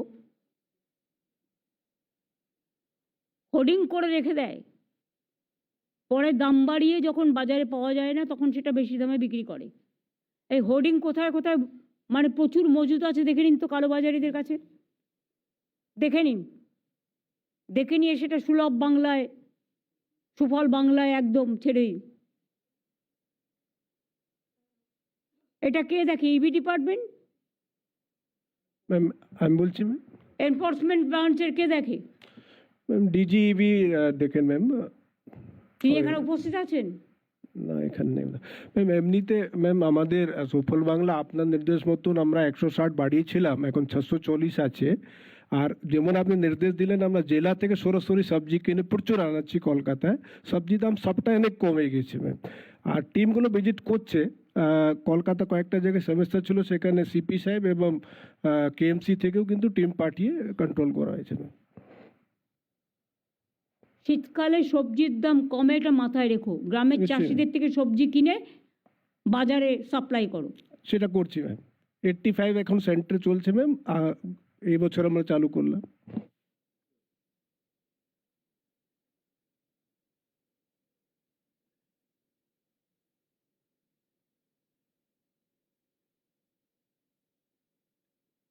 ট্রান্সপোর্ট ডিপার্টমেন্ট সাইলেন্ট ডিপার্টমেন্ট হয়ে গেছে। অনেক লোক রাস্তায় দাঁড়িয়ে থাকে, কখনো কি সার্ভে করে দেখেছেন কোথায় কোথায় বেশি লোক দাঁড়িয়ে থাকে অফিস ছুটির পর? যেখানে বাসের ফ্রিকোয়েন্সি বাড়াতে পারে, বাসের ফ্রিকোয়েন্সি বাড়লে তারা যাতায়াত করতে পারে। আমার চোখেতে প্রায় পড়ে। মিনিস্টার নিজে কখনো ভিজিট করেছেন? সারপ্রাইজ কলকাতার জায়গাগুলো নিয়ে ট্রান্সপোর্ট সেক্রেটারি করেছে কখনো? হ্যাঁ দিদি, আমরা ফ্রিকোয়েন্সি বাড়িয়েছি কিছু, এবং কিছু এবং কথাটার অর্থ কি? কিছু কথাটার কোনো অর্থ হয় না। তুমি একটা ট্রান্সপোর্ট মিনিস্টার, তোমাকে মাথায় রাখতে হবে কিছু কথার কোনো উত্তর নেই। মানুষ যাতে অফিসে যাবার সময়, অফিস ফেরত বা অন্যান্য সময় ঠিকমতো যাতায়াত করতে পারে সেটা দেখতে হবে। কলকাতায় মাঝে মাঝে ঘুরে দেখো ওয়ার্কিং ডেগুলোতে কোথায় কোথায়, শুধু কলকাতায় একটা জায়গায় গেলে হবে না, সারা কলকাতা ঘুরতে হবে, ইনক্লুডিং আইটি সেক্টর, ইনক্লুডিং হসপিটালগুলোর সামনে আফটার ভিজিটিং আওয়ার্স।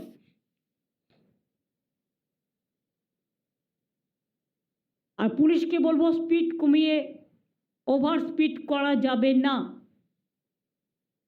যে ওভার স্পিড করে গাড়ি চালাবে শীতকালে অ্যাক্সিডেন্ট হবে, যাতে না বাড়ে।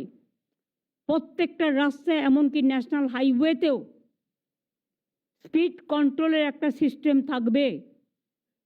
রাতের দিকে কেউ থাকে না ট্রাফিক পুলিশের, ফলে রাস্তায় জ্যামটা খুব বাড়ে। সেকেন্ড হুগলি ব্রিজে ঘন্টার পর ঘন্টা লোক দাঁড়িয়ে থাকে। সেকেন্ড হুগলি ব্রিজটা কি কোনো রকম একটা ব্যবস্থা করা যেতে পারে না? Kolkata police, Paschimbanga police, Howrah police commissionerate এরা বসে, বিধাননগর পুলিশ কমিশনারেট বসে একটা ব্যবস্থা করতে পারে না?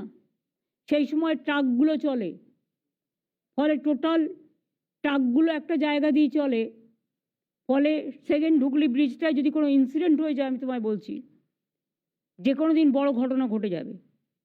Please take care. আমি এটা আগেও অনেকবার বলেছি, এখনও বলছি, 5-6টা ওয়ে আউট বের করো।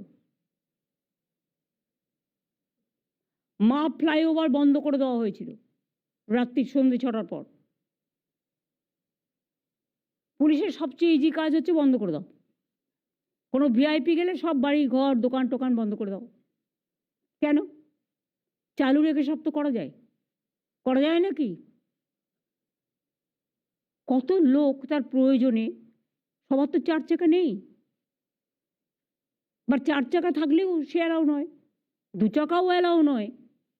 তো লোকে রাত্রিরে বিপদে পড়লে ওষুধ কিনতে যাবে কি করে? হসপিটালে যাবে কি করে? রাত বেরোতে কেউ কোনো বিপদে পড়লে সে যাতায়াত করবে কি করে? 2-1টা লোকের জন্য সমগ্র সমাজ তো দায়ী নয়। মা আচার্য জগদীশচন্দ্র বসু রোড, এগুলো আমরা 40 কিলোমিটার স্পিড করে দিয়েছি সন্ধ্যে 7টা থেকে। তাহলে ভদ্রভাবে সবাই যাতায়াত করবে। আর যেসব জায়গাগুলো ফাঁক রয়ে গেছে এখনো, সেই ফাঁকগুলোকে বন্ধ করতে হবে। ববি নেই, চলে গেছে, বাট আরবান ডিপার্টমেন্টের বিনোদ আছে এখানে নিশ্চয়ই। গুলাম আছি ম্যাম। কে আছে? গুলাম আলী ম্যাম। গোলাম আলী, তোমাদের লক্ষ্য রাখতে হবে, একবার ভিজিট করো ইয়েস ম্যাম। কোন কোন জায়গাগুলো ফাঁকা আছে। Yes ma'am. পুলিশের সাথে কথা বলে সেটাকে ব্লক করতে হবে, ওকে ম্যাম। যাতে কোনো গাড়ি গড়িয়ে না পড়ে। ম্যাম।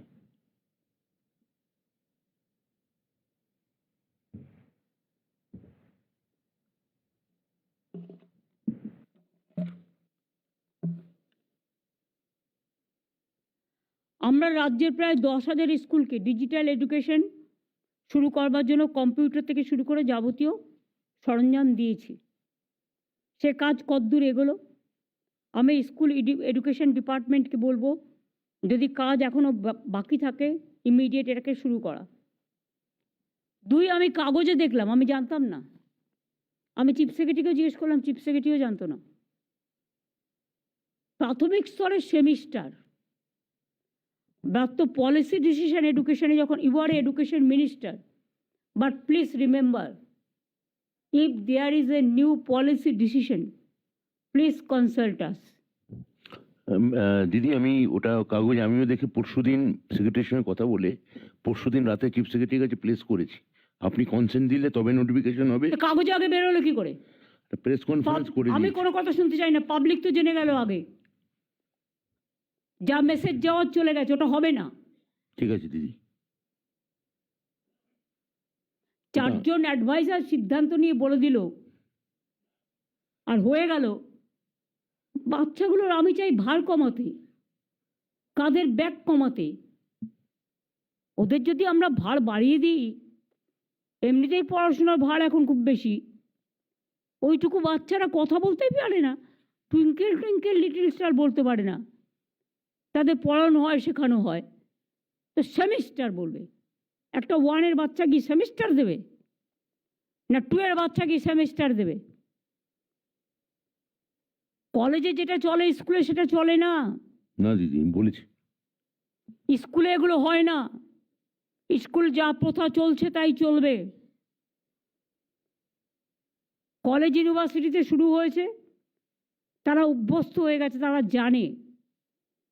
তারা অনেকটা এখন আজকের যুগে মডার্নাইজ হয়ে গেছে, তারা জানতে পারে ব্যাপারগুলো, এবং এটা অলরেডি চালু হয়ে গেছে, তাই তাদের এটা প্রবলেম থাকে না।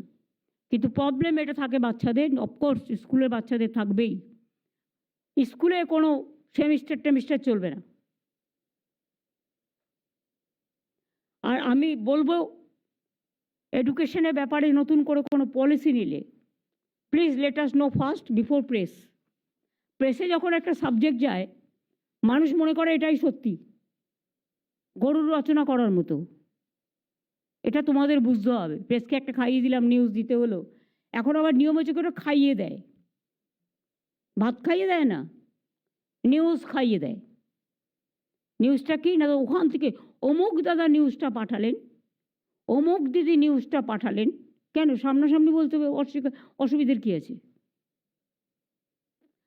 আর এটা প্রেস মিডিয়াকেও আমি রিকোয়েস্ট করব যে কারো মুখের কথা শুনে সঠিক তথ্য না পেলে ঘোড়ার মুখের কথা না শুনে আপনারা প্লিজ এসব ব্যাপারগুলো কে পাঠালো আর কে পাঠালো না এর মধ্যে নির্ভর করবেন না। গভর্নমেন্ট যখন কোনো নতুন কাজ করে সেটা গভর্নমেন্ট লেভেলে আলোচনা করে সবাই মিলে সিদ্ধান্ত নিয়ে সেটা পাঠায়। যারা পেছন থেকে পাঠায় তারা ব্যাকডেটেড, তাদের ব্যাকবোনটা একটু দুর্বল, আর যারা সামনে থেকে ফেস করে তাদের মেরুদণ্ডটা একটু সোজা, এবং সেটা সত্য। এবার আমি আসবো পাট্টা বিতরণে।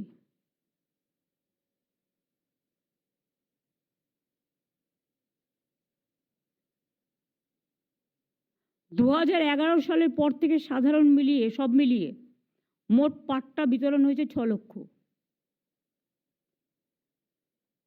কৃষি ও গৃহ পাট্টা 2,13,000, নিজ গৃহ নিজ ভূমি পাট্টা 2,26,000-এর বেশি, চা পাট্টা 57,000, রিফিউজি রিলিফ পাট্টা 59,000, ফরেস্ট পাট্টা 37,000-এর বেশি,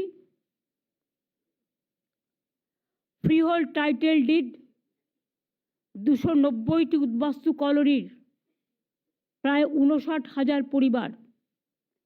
এরা কি পাট্টা পেয়েছে বিবেক? হ্যাঁ ম্যাডাম, এগুলো হচ্ছে অ্যাচিভড ফিগার্স, এবং আমরা ম্যাডাম আপনাকে গত সপ্তাহে একটা নোট পাঠিয়েছি। 5,500 পাট্টা অলরেডি রেডি আছে। আপনার কনভিনিয়েন্ট ডেট পেলে রাজ্য স্তরের একটা আমরা অনুষ্ঠান করে দিয়ে দিতে পারি। এর বাইরেও প্রায় 10,000 পাট্টা এখন আন্ডার প্রসেস, মানে বিভিন্ন আন্ডার প্রসেস যেটা আছে রেডি করে দাও, একসাথে করে দেবো। আচ্ছা ঠিক আছে। আচ্ছা, এবার আমাকে বলো তো, উদ্বাস্তু কলোনিগুলো যেগুলো ছিল সেগুলো প্রত্যেকটা আমরা বলেছিলাম রেকগনাইজড হবে, হ্যাঁ সেটা কি রেকগনিশন হয়েছে? হ্যাঁ madam, all refugee colonies have been recognised, এবং আমাদের এই কাজটা ম্যাডাম একেবারে শেষের দিকে। কয়েকটা জায়গায় যেখানে আমরা কিছু কিছু সংবাদ পাচ্ছি, যেমন কিছুদিন আগে বারুইপুর পেয়েছি, কলকাতা মিউনিসিপ্যাল কর্পোরেশনের মধ্যেও দক্ষিণ 24 পরগনায় পেয়েছি।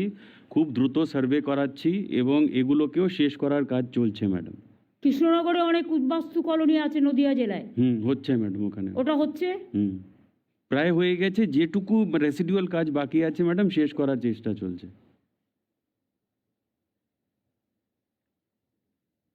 দেখে নাও। আর চা পাট্টা?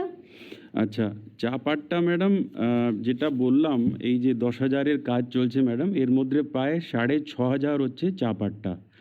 এতে কতগুলো ডিসিশন আছে পলিসি লেভেলে, যেটা আমি আপনার কাছে এসে নিয়ে নিলে ম্যাডাম খুব দ্রুত ওর একটা নিষ্পত্তি হবে। ওই কাজটা ওখানে সার্ভে করে রেডি আছে, আপনি যে সিদ্ধান্ত নেবেন তার ভিত্তিতে ওটাকে আমরা ইমপ্লিমেন্ট করতে দেখো, পারি। এগুলো তো 1 সেকেন্ড লাগে কথা বলতে। আমি চলে আসছি ম্যাডাম।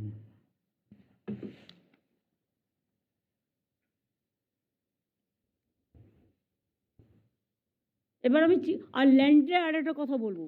তুমি তো একটা ভালো কাজ করেছিলে, অনেক বিএলআরওকে একসাথে র্যান্ডাম চেঞ্জ করে দিয়েছিলে। এখনও কই একটা সার্ভিলেন্স চলছে যে কারা কারা এখনও ইল্লিগাল জমি মিউটেশন করছে? যে করবে সে রিটায়ার করে গেলেও কিন্তু আমি ছাড়বো না। ম্যাডাম খুব স্ট্রং মেসেজ গিয়েছে আমাদের ওই প্রায় 750 জনকে ম্যাডাম দুটো আমরা খেপে ট্রান্সফার করেছি। আর ট্রান্সফারের বাদেও একেবারে চিহ্নিত করে কয়েকজনের যেটা বলে মানে এনফোর্সমেন্ট অ্যাকশন আর কি, মানে একজনকে তো কম্পালসারি রিটায়ারমেন্টেরও আপনার অনুমোদনের জন্য আমরা মানে অনুমোদন পেয়ে গেছি। মানে 3 বার ম্যাডাম ওর বিরুদ্ধে ডিপি হয়েছে এবং বারবার করে সে কিন্তু ভুল করেই যাচ্ছে আর কি। ভুল করছে না, ইচ্ছা করে টাকা কামাচ্ছে। তাদের বিরুদ্ধে এফআইআর কেন হবে না? তাদের অ্যারেস্ট করাও ম্যাডাম। অ্যারেস্ট করে পুলিশ অ্যাকশন নিক, তবে তো হবে। সেটা হচ্ছে ম্যাডাম, এবং আমরা প্রায় 50 জনের এমন ডিপির একটা তালিকা তৈরি করেছি। সেটাও খুব দ্রুত যাতে ডিপি শেষ করে দিয়ে তাদের পানিশমেন্ট দিয়ে দেওয়া যায়, সে কাজটাও চলছে। আপনার মেসেজটা খুব স্ট্রংলি গিয়েছে যে এইসব মানে কন্ট্রোলে আনতে হবে, চলবে না আর কি। ইল্লিগাল জমি আর যদি কেউ দিয়েছে, আর একটা বলি, স্যান্ড পলিসি, মাইনিং পলিসি, কোল পলিসি, আর জয়গাঁও তো তোমরা জানো যে অনেক ডলোমাইটও আছে, যেটা পড়ে আমাদের জয়ন্তী নদীটা বন্ধ হয়ে যায়। সেখানে যদি আমি অফিসিয়ালি টেন্ডার করি, তাহলে লিগাল টেন্ডার করে দিই, তাহলে তো অনেক টাকা আসে গভর্নমেন্টের। এবং জায়গাটাও লিগাল হয়ে যায়, অনেক লোক কাজও পায়। ঠিক সেমভাবে মাছের ভেড়ি, প্রচুর মাছের ভেড়ি আছে, সেই মাছের ভেড়িগুলো কেউ কেউ করে খাচ্ছে। আমি 1 বছর ধরে বলছি এটা। মাছের ভেড়িগুলো, অনেকগুলো ফিশারিজ ডিপার্টমেন্টেরও ভেড়ি আছে, সেই ভেড়িগুলো একত্রিতভাবে ল্যান্ড ডিপার্টমেন্ট একটা পলিসি করবে এবং করে অফিসিয়ালি টেন্ডার করে লিগালি অর্ডার দেবে যে কে চালাবে আর কে চালাবে না, এবং তার জন্য গভর্নমেন্টের কাছে টাকা আসবে। ম্যাডাম, মাছের ভেড়ির ক্ষেত্রে বলি, আপনি একটা কমিটি অফ মিনিস্টার্স তৈরি করে দিয়েছিলেন। তো আমরা বিগত মানে 15 দিন আগেই একটা বড় মিটিং করেছি, সেখানে সমস্ত সিদ্ধান্ত আপনি যেগুলি বলেছেন যে একটা সেন্ট্রাল পোর্টাল তৈরি হবে, ফিশারিজ ডিপার্টমেন্ট তৈরি করবে, যেহেতু ফিশারিজ সম্পর্কে জ্ঞান তাদের সবচেয়ে বেশি, আর জেলা স্তরে এই কমিটি এই সেন্ট্রাল পোর্টালের মাধ্যমে সমস্ত নিলাম ইত্যাদি করবে, যাতে সমস্ত তথ্য ইত্যাদি ট্রান্সপারেন্টলি একটা জায়গা থেকে আমরা পর্যবেক্ষণ করতে পারি। সেটা হচ্ছে ফিশারিজের ক্ষেত্রে। আর এর আগে যে আপনি কথা বললেন অ্যাবাউট ল্যান্ড ইত্যাদি, ম্যাডাম, ওটাও বলছি যে সেখানেও আমাদের নজর খুব স্ট্রং রয়েছে, এবং যে যে জায়গাতে আমরা মনে করি রেভিনিউ আমাদের লস হতে পারে, লিক হতে পারে, আপনি স্পেসিফিক জিজ্ঞাসা করলেন ওই নদী কাটা মাটি ইত্যাদি। বন্দনা ম্যাডামের সঙ্গে আমার মিটিং হয়েছে ম্যাডাম লাস্ট উইক, এবং আমরা ওদের সঙ্গে তথ্য বিনিময় করেছি যে আমি কোন কোন খাতে কি টাকা পাই, ল্যান্ড রেভিনিউ যেটা আমরা বলি, এবং তারা বিগত 2 বছরে এই যে কর্পোরেশন ম্যাডাম পুরো 5 হেক্টরের উপর যে সমস্ত এই নিলাম করার যে দায়িত্বটা পেল, এই পুরো ডেটা ম্যাডাম ম্যাচ হয়ে গিয়েছে, এবং আমরা চিফ সেক্রেটারিকেও জানিয়েছি আমরা কোন কোন জায়গায় এখন প্লাগ করতে চাইছি। 2-3টে জিনিস বেরিয়ে এসছে। যেমন বলি, ধরুন ম্যাডাম, কর্পোরেশন টেন্ডার ডেকে দিয়েছে, খুব সায়েন্টিফিক্যালি কাজ হচ্ছে সবার তদারকিতে ইত্যাদি, কিন্তু মাঝে যে 4-5 মাসখানা প্রায় নদী কাটা বন্ধ করে দিই প্রাকৃতিক কারণের জন্য, তখন ওই সিলভার স্ট্যান্ডটাকে স্ট্যাক করা হয়। ওই স্ট্যাক থেকে এখনও কিছু কিছু লিকেজের ঘটনা ঘটছে, এবং ডিএলএলআরও আমাদের জানিয়েছেন। বীরভূমে বেশি হচ্ছে। হ্যাঁ, 3-4টে জেলা আছে ম্যাডাম, বীরভূম ওর মধ্যে পড়ে। এটা কিভাবে প্লাগ করা যায় প্রযুক্তিকে ইউজ করে, কি কিউআর কোড, কি স্যাটেলাইট ম্যাপিং ইত্যাদি, এটা এই বন্দনার সঙ্গে ম্যাডাম ডিটেল আলোচনা হয়েছে। বিভু গোয়েলও তাতে পার্টিসিপেট করছে। আমরা একটা ব্লুপ্রিন্ট বানিয়ে চিফ সেক্রেটারিকে দেব যে এই পয়েন্টে আমাদের ল্যান্ড রেভিনিউ আরো বাড়বে। রেশমি নেই আজকের মিটিংয়ে? এই রশ্মি, তুমি বিবেকের সাথে বসছো না কেন এটা নিয়ে? হ্যাঁ ম্যাম, আমরা আলোচনা করেছি, এবং আমরা এই যে ক্লিয়ারেন্সেসগুলো সব এক্সপেডিট করছি, গান্ধীও জানে, আমরা সব এক্সপেডিট করে যত তাড়াতাড়ি সম্ভব এগুলো দেখো স্ট্রিমলাইন দিনগুলো করে তো পেরিয়ে দিচ্ছি। যাচ্ছে। আমাদের এখানে ফেস্টিভ্যাল এত বেশি, বাই ইলেকশন আসলেই বলবে 30 জন অফিসার পাঠাও, অন্য স্টেটে ইলেকশন হলেই বলবে 40 জন পাঠাও, তারপরে নিজেদের স্টেটে ইলেকশন আছে, MLA election, MP election, by election, এই করতে করতেই আমাদের অর্ধেক দিন হয়ে যায়। কাজ করার সময় থাকে আমাদের হাতে খুব কম। পলিসি যখন ঠিক হয়ে গেছে তখন তোমরা দুজনে মিলে বসে, তুমি আর বিবেক বসে কেন এটাকে সেটেল করছো না? হ্যাঁ ম্যাম, আমার মনে হয় বিবেক, তুমি নন্দিনী রেশমিকে ডেকে নাও, সিএসও থাকবে সাথে, থেকে এটাকে ইমিডিয়েট সেটেল করো। ঠিক ম্যাডাম। আর জয়ন্তীটা আমি বললাম তার কারণ আমি অনেক দিন আগে গেছিলাম, দেখে এসেছি, সেই জন্য আমি বললাম ওখানকার মানুষগুলো কাজ পেতে পারে। যদি পারমিশন দিলে একটা কথা বলবো। হ্যাঁ, ওই যে গভর্নমেন্টের রেভিনিউ ল্যাস হচ্ছে গ্রাম বাংলায়, কোনোটা 20 একর 15 একর সব সরকারি বিল আছে, খাল আছে, কে বা কারা বিএলআরওর অনুমতি ছাড়াই কোনো রেভিনিউ আদায় হচ্ছে না। গভর্নমেন্টের বিরাট রেভিনিউ লস হচ্ছে, তারা কেউ দখল করছে। আর বিএলআর কাছে গেলে বললাম যে আপনি ফ্লেক্স টাঙিয়ে দিন, এটা সরকারি বিল, সরকারি নয়নজলি, সরকারি ডোবা কি সরকারি খাল, এটি সরকারের বহু আয় লস হচ্ছে। এটা যদি দয়া করে একবার দেখেন আমার ভালো হয়। বর্ধমানের ডিএম কে আছেন? আয়েশা,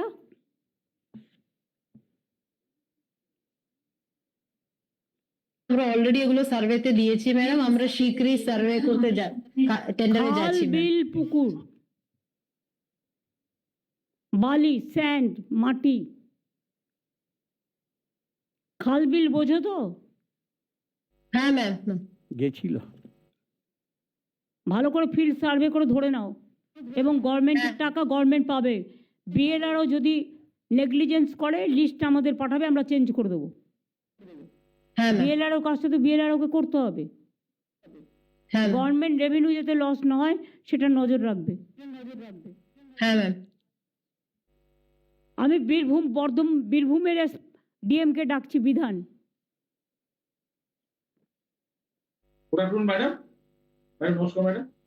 তোমার ওখানে যে গতিতে কাজ তুমি শুরু করেছিলে, হঠাৎ এমন কি হলো যে বালি সবচেয়ে বেশি পাচার ওখানে হচ্ছে? এমনকি দেউচা পাঁচমিতেও কেউ কি করছে তোমাকে আর বলছি না, তুমি জানো, আমিও জানি, সিএমও জানে সবটা, এই সিএসও জানে সবটা। কার ইঙ্গিতে, কার অর্ডারে এসব হচ্ছে? বীরভূম নিয়ে আমরা আগে যতটা খুশি ছিলাম, এখন কিন্তু আমরা ততটা খুশি নই। যেখানে লিকেজ হচ্ছে, আমি তোমায় সময় দিচ্ছি 7 দিনের মধ্যে এগুলোকে রিকভারি করো। যখন তোমরা 5 মিনিট 5 মিনিট জমি নিলে, খাপছাড়া কেন নিয়েছো? কেন কন্টিগুইটিটা দেখে নাওনি? উৎপাদনের আগে মনে রাখতে হবে contiguity is a main factor. আর ওখানে যেন যারা বঞ্চিত হয়েছে বিকজ একটা গ্রাম থেকে নিয়েছো, একটা গ্রাম থেকে নাওনি, বাদ পড়েছে, তারা ভাবছে তাহলে আমরা পাবো না। কন্টিগুইটি মেনটেন করো, এবং যে কমিটি তোমাদের প্রথম থেকে হেল্প করতো তাদের নিয়ে সিএস যে ভাবে বলবে সেইভাবে কাজটা করো। এটা কোনো নেতার কথায় কাজ হবে না, আমার কথাতেও হবে না। গভর্নমেন্ট রেভিনিউ কেউ নিয়ে চলে যাবে, আর তোমরা আঙুল গুটিয়ে বসে থাকবে, এটা আমি কিন্তু টলারেট করব না। বীরভূমে কিন্তু আমাদের নেতাদের কথা এটা হচ্ছে না। সরি, আমি বলতে বাধ্য হচ্ছি, ওখান থেকে সমস্ত বিজেপি ফান্ডে টাকা যাচ্ছে। আমি চাই না কোনো পলিটিক্যাল ফান্ডে যাক, তৃণমূলেরও যাওয়ার দরকার নেই, বিজেপিরও যাওয়ার দরকার নেই, সিপিএমেরও যাওয়ার দরকার নেই। মানুষের কাজ মানুষ পাবে। তুমি সেখানে তোমার দায়িত্ব অস্বীকার করতে পারো না। You are the district magistrate of the district and your SP. কিছু আইসিও যা ইচ্ছে তাই করে বেড়াচ্ছে। কী করছে দুবরাজপুরের আইসি, সিউড়ির আইসি, মোহাম্মদ বাজারের আইসি? তোমরা কি ভাবো যে আমার নলেজে কিছু নেই? আমি এখান থেকে বসে সব খবর রাখি। কাজে আমার হাত থেকে মানুষের জন্য কাজ না করলে আমি কিন্তু তাকে রেয়াত করি না। ভালো করে দেখে নাও, আমি তোমার 7 দিন টাইম দিলাম। কালকে মনোজ সিএসকে পাঠাচ্ছি আমি। এবার আমি হেলথ ডিপার্টমেন্টকে ডাকবো। Madam, yes madam. চন্দ্রিমা, বলো তো হেলথের ব্যাপারে তোমার কি অভিমত? দিদি, এমনি তো হেলথ ডিপার্টমেন্টে আপনার যা আপনি নির্দেশ দেন সেগুলো ইনফ্রাস্ট্রাকচার লেভেলে সেগুলো খুব ভালোই সেটাকে ইমপ্লিমেন্ট করে, কিন্তু ইন্টারনালি যেখানে সব বসে আছে যারা তারা সবসময় যে সব কাজ সঠিকভাবে করে, তারা মানে নিচের স্তর থেকে নিয়ে বলছি আমি, সেটাকে আরও একটু কন্ট্রোলের মধ্যে রাখা। আর মেডিকেল সার্ভিস কর্পোরেশন, সেখানেও কিন্তু আরও তারাই তো বেশিরভাগ এইগুলো করে, মানে যেগুলো আপনি ইনফ্রাস্ট্রাকচারাল যেগুলো করে সেটাকেও আরও স্ট্রং করা। আমি তাতে আমি আছি। তুমি তোমার পছন্দের মতো লোক নাও যারা তোমায় হেল্প করবে, এটা অফিসার নাও। আপনি নির্দেশ দিলে সেটাই করব না, তুমি রিসাপেল করো। ঠিক আছে। মেডিকেলের রেফারেল এখনো কেন হচ্ছে? ম্যাডাম, মেডিকেলে আগে 7% মতো রেফারেল ছিল, এখন অনেক কমে 3%-এর কাছে। 3% কেন হবে? ম্যাডাম, আমরা 3% যারা করছে তাদের বলো বাড়িতে ঘুমোতে। Yes madam. বলো কাজ করতে হবে না, ঘুমোন আপনি। Yes madam. পারফরমেন্স রিভিউ করো। Yes madam. সেন্ট্রাল গভর্নমেন্ট 47 জনকে তাড়িয়ে দিয়েছে, দেখেছো তো? আমরা কাউকে তাড়াই না বলে এটা নয়, যে আমরা নজর রাখছি না। ম্যাডাম আপনি ডিটেল আমরা কিন্তু ভুয়ো চিকিৎসা করেছে যারা ইয়েস ম্যাডাম, স্বাস্থ্যসাথীতে, ইয়েস ম্যাডাম, কি অ্যাকশন নিয়েছো? ম্যাডাম অলরেডি একজন তো আমি শুনেছি একটা অপারেশন 3টে হসপিটাল দেখিয়েছে।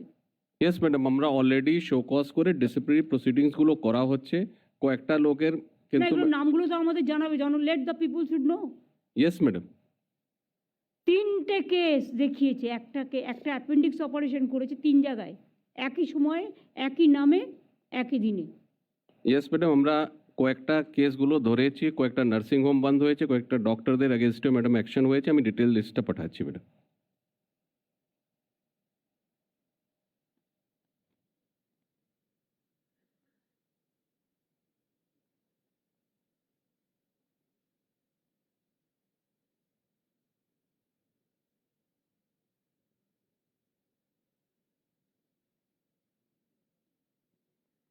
আমাদের যে প্রাইমারি হেলথ সেন্টারগুলো আছে, ইয়েস ম্যাডাম, মেডিকেল কলেজগুলো আছে, সুপার স্পেশালিটি আছে, ইয়েস ম্যাডাম, সুস্বাস্থ্য কেন্দ্রগুলো আছে, মনিটরিংয়ের কি স্বাস্থ্য ভবন থেকে কোনো ব্যাপার আছে? না, স্বাস্থ্য ভবনে বসে শুধু গল্প হচ্ছে, নেই গল্প ম্যাডাম, গুঞ্জন, ডাক্তাররা একদিকে, আইএএস অফিসাররা আর একদিকে।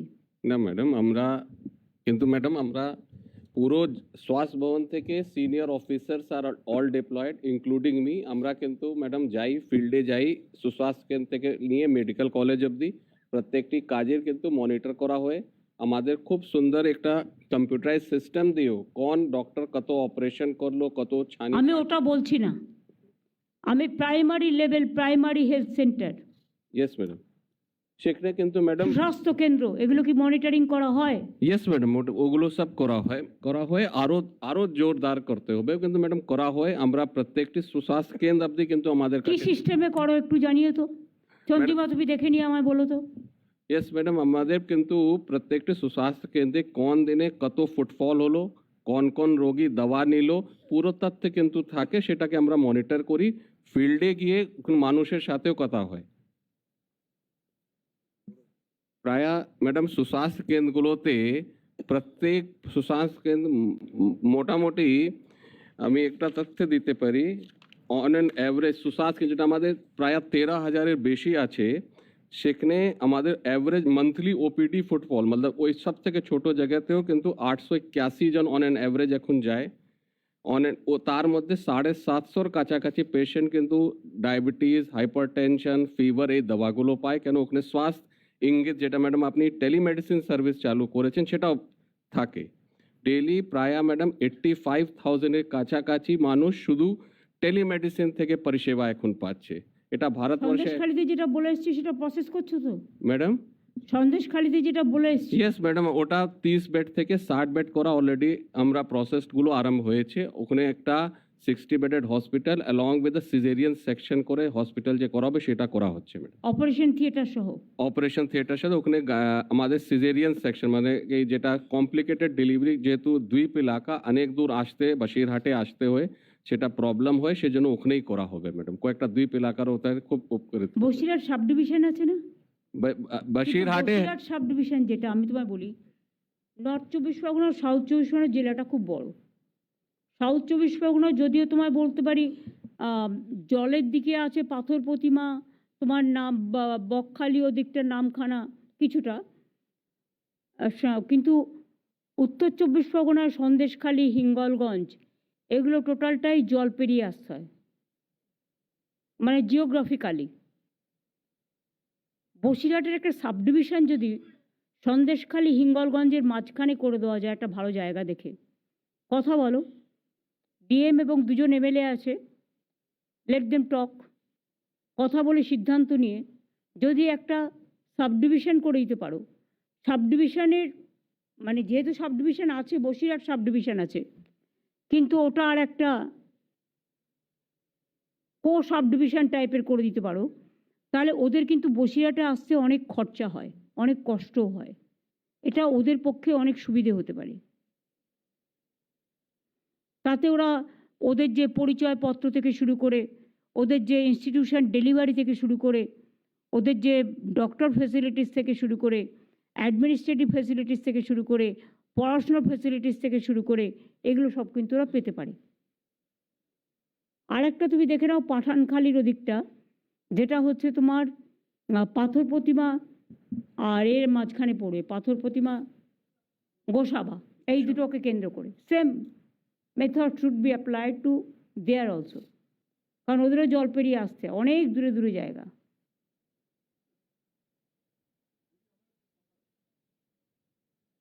গত কয়েকদিন দিনহাটা বিভিন্ন সীমান্তবর্তী এলাকায় দিল্লি পুলিশ এসে যারা পরিযায়ী শ্রমিক দিল্লিতে কাজ করে তাদের বাড়িতে গিয়ে তাদের অ্যাড্রেস ভেরিফিকেশনের নামে নানাভাবে হ্যারাস করছে।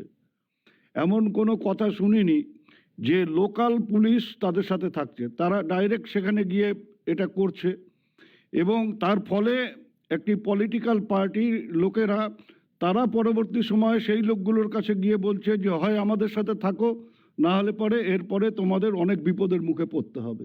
পুলিশ কি করছে? কুচবিহার ডিএম, কুচবিহার ডিস্ট্রিক্টে রাখো, কুচবিহার ডিএমএসপি অরবিন্দ। ম্যাম নমস্কার ম্যাডাম। কি শুনছি দিনাটায় দিল্লির পুলিশ গিয়ে পরিযায়ী শ্রমিকদের বাড়ি রেড করছে, তারপরে ম্যাম বিজেপি এটা যাচ্ছে। ম্যাম এটা আমরা খবর পেয়েছি ম্যাম, এটা যারা ওখানে কাজ করে ওদের ভেরিফিকেশনের জন্য আমরা আসছি ম্যাম। লোকাল ওরা কে পুলিশ ভেরিফিকেশন করার? আমার স্টেটে কে থাকে তার ভেরিফিকেশন আমরা করব, ওরা কে? Why police allowed them?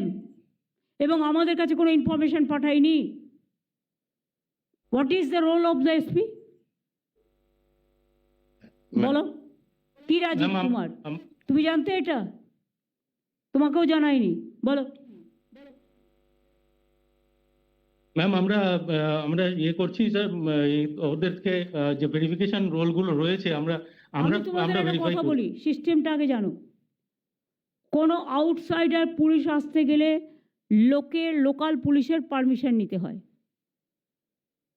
এবং লোকাল পুলিশকে থাকতে হয়, সেটাও চুরি ডাকাতির কেসে। এখানে কোন পরিযায়ী শ্রমিক আছে তার ভেরিফিকেশন দিল্লি পুলিশ করতে পারে না। It is not to be done, it is not allowed. আমি অল ডিস্ট্রিক্টকে বলছি, please take care, it is not allowed. তোমার কর্তব্য ছিল তোমার ডিজিকে জানানোর, তুমি সেটা কেন জানাওনি? যদি কোনো চোর ধরতে আসে বা ডাকাত ধরতে আসে, সেখানেও পারমিশন নেবে প্রথমে স্টেট পুলিশের থেকে, স্টেট পারমিশন দেবে লোকাল পুলিশকে, তারপরে লোকাল পুলিশ সাথে থেকে অপারেশনটা করবে। এটা মাথায় রেখো, দিস ইজ দ্য সিস্টেম। তোমরা বিএসএফকে খিচুড়ি খাওয়াচ্ছ তো দিল্লি পুলিশকে বিরিয়ানি খাওয়াচ্ছ আর রাজ্যটাকে রসাতলে পাঠাচ্ছ। এটা হবে না, এটা হতে পারে না। রাজীব কুমারকে বলবো টু টেক কেয়ার অ্যান্ড সিএসকেও। যা ইচ্ছে হয়েছে কি করছে তোমার ডিআইবি? কে ডিআইবি ওখানে? আইবি কে দেখে? কে দেখে আইবি? এসপি নিজে আইবি দেখে? এসপি নিজেই তো চুপচাপ বসে আছে। এরম করলে এসপি হওয়া যায় না। পুলিশকে গটগট করে চলতে হবে, বন্দুক চালিয়ে নয়। কাজ জানতে হবে, লটা জানতে হবে, সাবজেক্টটা জানতে হবে, তবে তাকে এসপি করে পাঠাবে, তার আগে এসপি করে পাঠাবে না।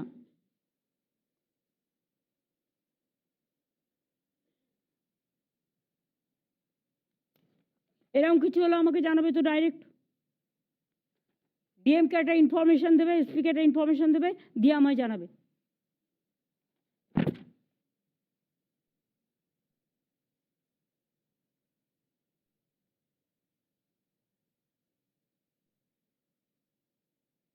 আমি সিএসকে বলবো যে আমাদের বন্দনা এখানে আছে, রাজেশও আছে, এমএসএমই সেক্টরে আমরা কর্মসংস্থান তৈরিতে নাম্বার 1, আইটি সেক্টরও ভালো চলছে এবং আমাদের অনেকগুলো বিগ ইন্ডাস্ট্রিও আসছে। সেগুলো একটা মনিটরিং করে দেখে আমাদের এমএসএমই সেক্টরেই এখন প্রায় 1,30,00,000 লোক কাজ করছে। ট্যুরিজমেও অনেকে কাজ পাচ্ছেন, কিন্তু প্রবলেম হচ্ছে কোন ডিপার্টমেন্ট কাকে দিয়ে কাজ করাচ্ছেন বা নতুন করে কর্মসৃষ্টি করছেন সেটা কিন্তু আমাদের জানাচ্ছেন না, ফলে আমরা জানতে পারছি না। এছাড়াও দেউচা পাঁচমি, তুমি তো যাচ্ছ কালকে, শেল গ্যাসটা প্রসেসে আছে, ঠিক আছে। অশোকনগরের তেলটাও তো আমরা ক্লিয়ার করেছি জায়গা মনে হয়,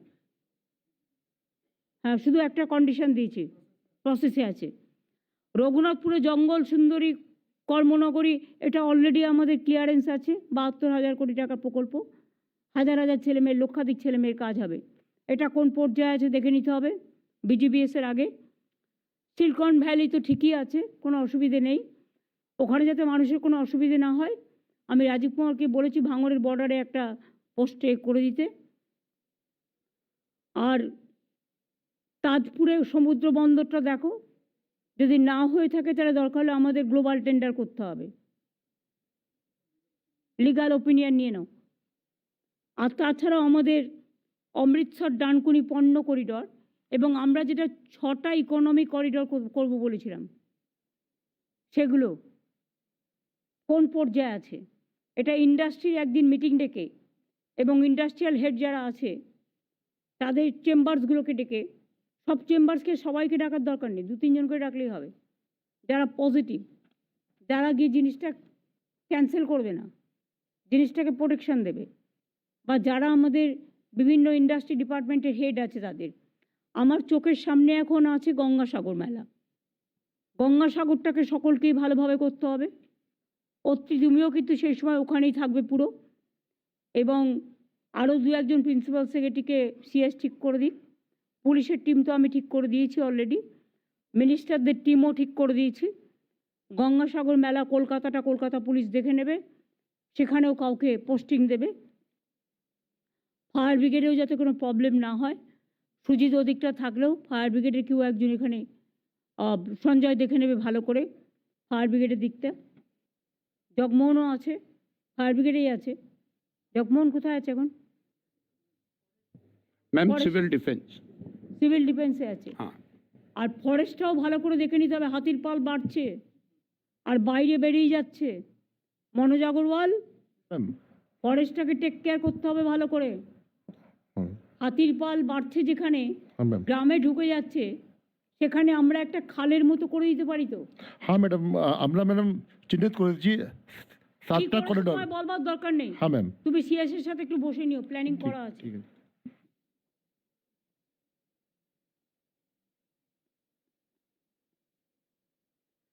এমপ্লয়মেন্ট অ্যাকচুয়ালি আমাদের কতটা ক্রিয়েশন হয়েছে, কতটা ক্রিয়েট হতে যাচ্ছে এই নতুন শিল্পগুলো গড়ার পরে। তাছাড়াও শালবনীতে আমাদের একটা কেস মনে হয় কোর্টে পড়ে আছে, সেটা নিয়ে বিবেক তুমি আমার কাছে আজকে একবার আসবে, একটু কথা বলে নেব। তাছাড়াও আমাদের শেল গ্যাসের কেসটা মনে হয় ক্লিয়ার আছে, আর ইকোনমিক করিডোরগুলো নিয়ে দেখতে হবে। আইটির আর কোনো প্রজেক্ট পড়ে আছে বাবুল? আইটির আর কোনো প্রজেক্ট পড়ে আছে নিউ?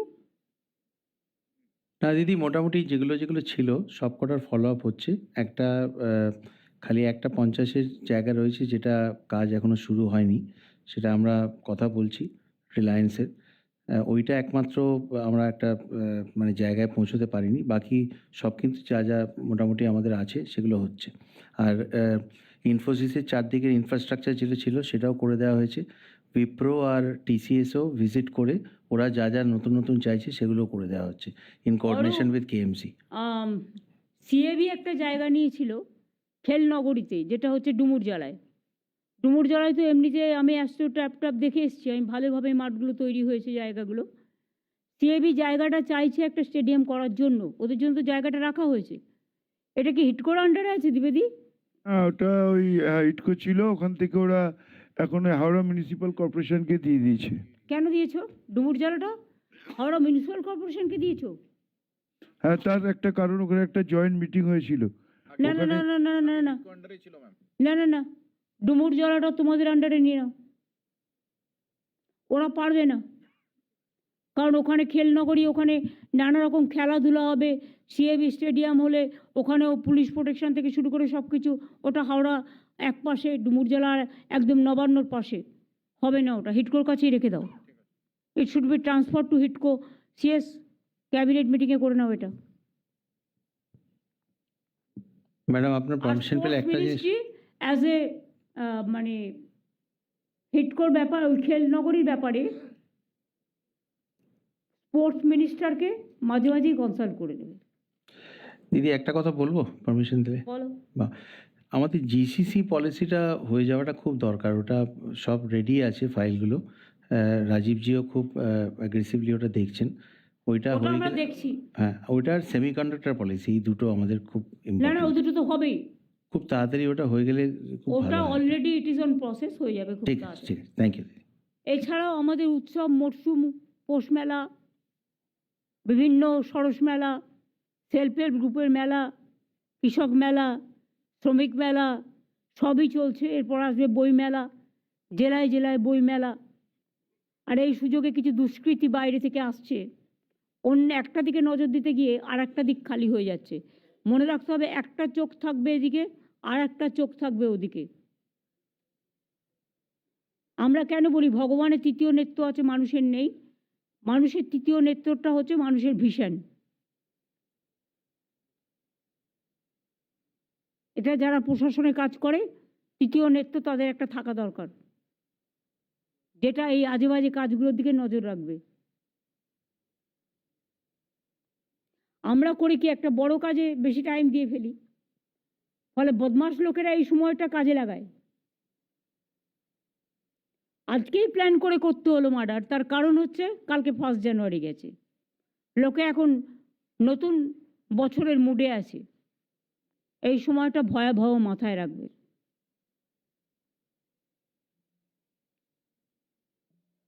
23শে জানুয়ারি আছে আমাদের, 12ই জানুয়ারি স্বামী বিবেকানন্দের যে জন্মদিবস সব জায়গায় পালিত হবে। 23শে জানুয়ারি নেতাজি সুভাষচন্দ্র বোসের জন্মদিবস, আমরা অবশ্য কলকাতা স্টেটেরটা পালিত করব। আর বিবেকানন্দের জন্মদিবস ইউথ অ্যান্ড স্পোর্টস ডিপার্টমেন্ট পালিত করবে। আর 26শে জানুয়ারি তো হয় প্রজাতন্ত্র দিবস, 30শে জানুয়ারি গান্ধীজির তিরোধান দিবস, তাছাড়াও 5th এবং 6th ফেব্রুয়ারি হচ্ছে আমাদের বিজিবিএস। এই পর্যন্ত এখন বলে রাখলাম, প্রত্যেকটাই ইম্পর্টেন্ট, সব দিকটাই নজর দিতে হবে। এবং কতগুলো পাওয়ার সেক্টরও আসছে, শান্তনুকে এটা দেখে রাখতে হবে, কারণ অনেক লোক বসে আছে তো খাবার জন্য, ভাত খাবার জন্য নয়। আমরা চাই ভাত খাবার লোক বেশি কাজ পাক। তুমি নিশ্চয়ই বুঝতে পারছো আমি কি বলতে চাইছি, নজর রেখো ভালো করে। অরূপকেও বলে দিলাম।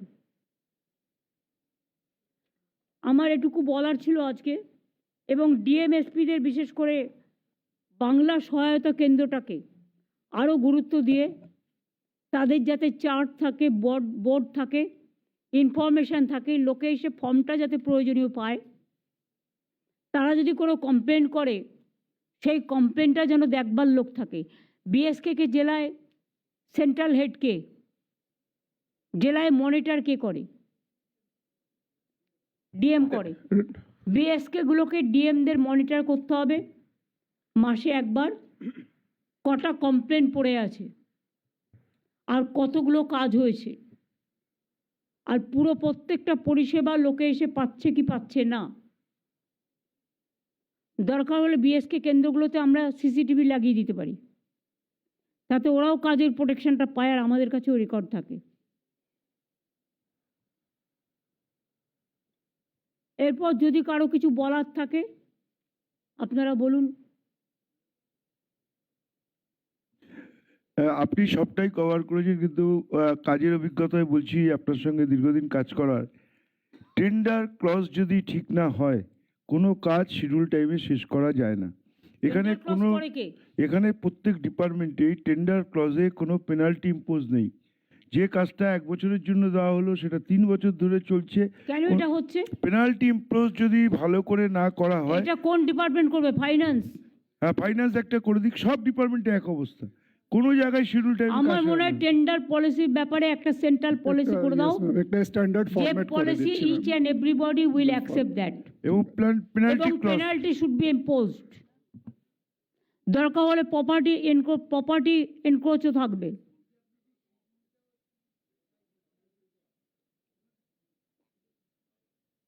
দিদি একটা কথা বলবো,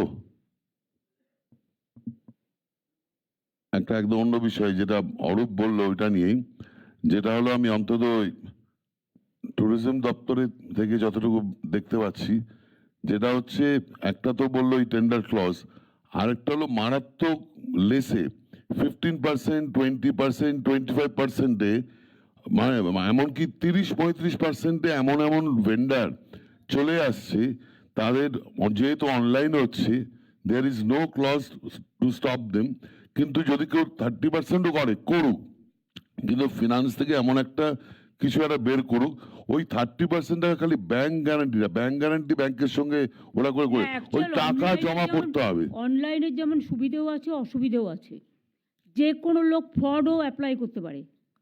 তুমি ফিল্ড ভেরিফিকেশন ছাড়া হাউ ডু অ্যালাউ দ্যাট? না দিদি আরো হলো অথেন্টিসিটি কি আছে? না, অনেকে কি হলো কাজ ডিস্টার্ব করার জন্য 30% লেসে ঢুকছে, কাজ করতে পারছে না। 100 টাকার কাজ 70 টাকায় কোনোভাবেই সম্ভব না। দিয়ে কিনছে, কিন্তু তারপরে কাজ সেই মেটেরিয়াল দিচ্ছে, কাজ হচ্ছে না। তোমাকে তো কোয়ালিটি দেখতে হবে, টেন্ডার ক্লজে ক্রেডিবিলিটি, কোয়ালিটি।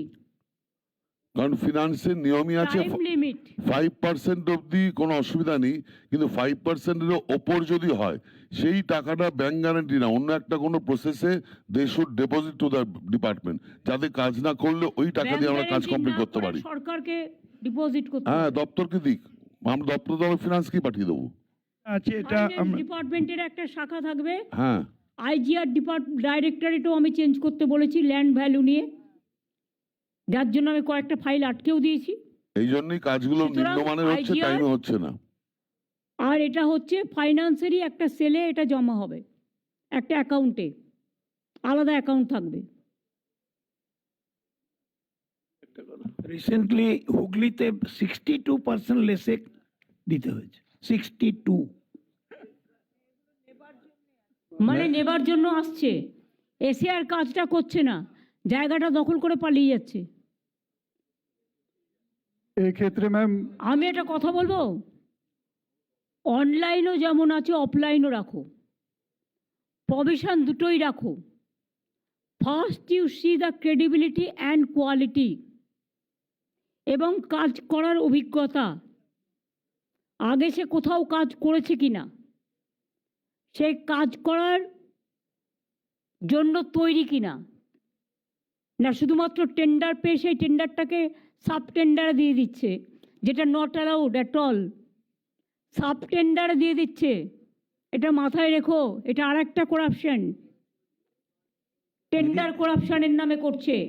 আমি বললাম সাংবাদিকরা আবার অন্য রকম লিখবে, এটা ডিপার্টমেন্টের করাপশন নয়, তুমি ভালোর জন্য নিচ্ছ এই টেন্ডারে, কিন্তু এই টেন্ডারকে ঘিরে কিছু মাফিয়া তারা নিজেদের স্বার্থে গভর্নমেন্টকে মিসইউজ করছে, সেটা যাতে না হয় এবং কাজ করছে না। যেমন আমি একটা ভাঙড়ে হসপিটাল করব বলে আমি উদ্বোধন করে এলাম, সে টেন্ডার নিয়ে কাজ করলো না।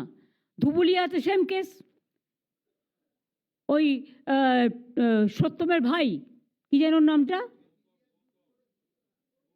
গৌতম, দুটো টেন্ডার নিয়ে ফেল করেছে এবং ওর জন্য হলো না, পুরো দুটো কাজ আটকে গেল, দুটো হাসপাতাল, অথচ 4-5 বছর পুরো ঝুলিয়ে রাখলো।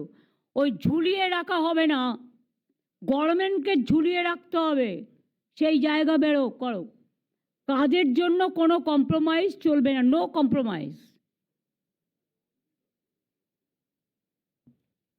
দিদি আমি একটি কথা বলো।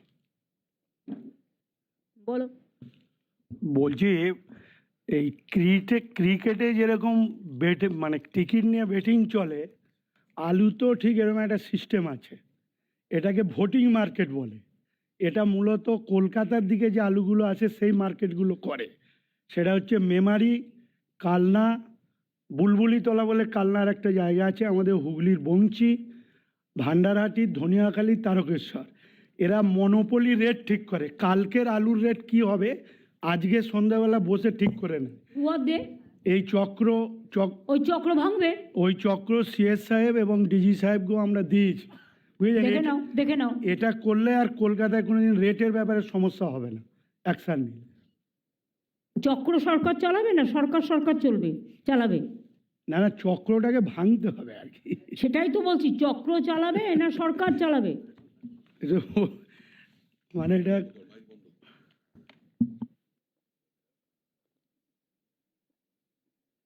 অফিসাররা যারা আছেন তাদের কারো কিছু বলার থাকলে বলুন প্লিজ। এনিবডি, কারো কিছু আরো সাজেশন থাকলে বলুন।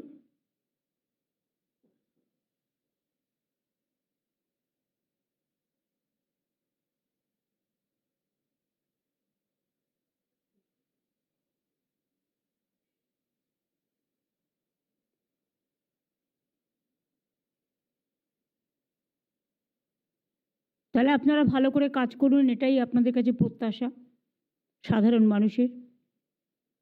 আমাকে ছেড়ে দিন, আমি তো একজন সাধারণ মানুষ, আমি সাধারণ মানুষের জন্য কাজ করি।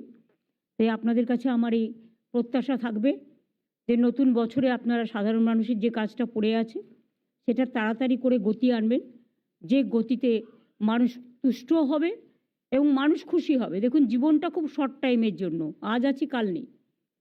সুতরাং এই জীবনে যদি আমরা কিছু ভালো কাজ করি সেটাই পড়ে থাকবে, টাকা পড়ে থাকে না। Money is not wealth, health is wealth. এবং কাজ, যে ভালো কাজ করে মানুষ তাকে চিরদিন মনে রাখে, আর যে ভালো কাজ করে না তাদের মানুষ এমনকি ক্রিমেশন ঘাটে গিয়েও ভুলে যায়। এই কথাটা যদি মাথায় রাখেন, দেখবেন জনসেবা আপনার একটা সামাজিক দায়িত্ব। আপনার পরিবার যেমন আপনার পরিবার, সরকারটাও কিন্তু আপনার পরিবার। সবাই ঠিকমতো জেলা ব্লক থেকে শুরু করে সমস্ত লাইন ডিপার্টমেন্ট থেকে শুরু করে সমস্ত অফিসার্স থেকে শুরু করে কর্মী থেকে শুরু করে আধিকারিক থেকে শুরু করে আমি সবাইকে বলবো, কর্মে গতি আনুন আর কর্মে সুমতি আনুন। কেউ কেউ দুর্মতি নিয়ে এসে কর্মটাকে ভেস্তে দেওয়ার চেষ্টা করে, কিন্তু মনে রাখবেন কর্ম ভেস্তে দেওয়া অত সহজ নয়, আপনি না করলে আরেকজন করবে।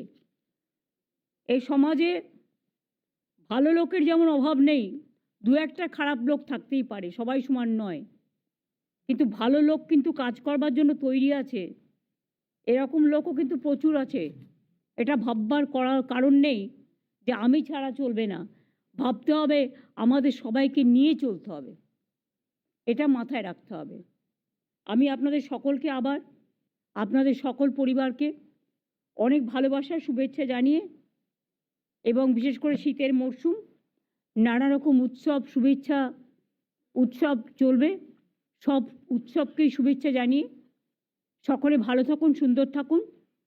জেলা ভালো থাকলে, ব্লক ভালো থাকলে জেলা ভালো থাকে, বুথ ভালো থাকলে ব্লক ভালো থাকে, ব্লক ভালো থাকলে সাব ডিভিশন ভালো থাকে, সাব ডিভিশন ভালো থাকলে জেলা ভালো থাকে, আর কোঅর্ডিনেশন ভালো থাকলে, মনিটরিং ভালো থাকলে সেই জেলা সবচেয়ে ভালো থাকে।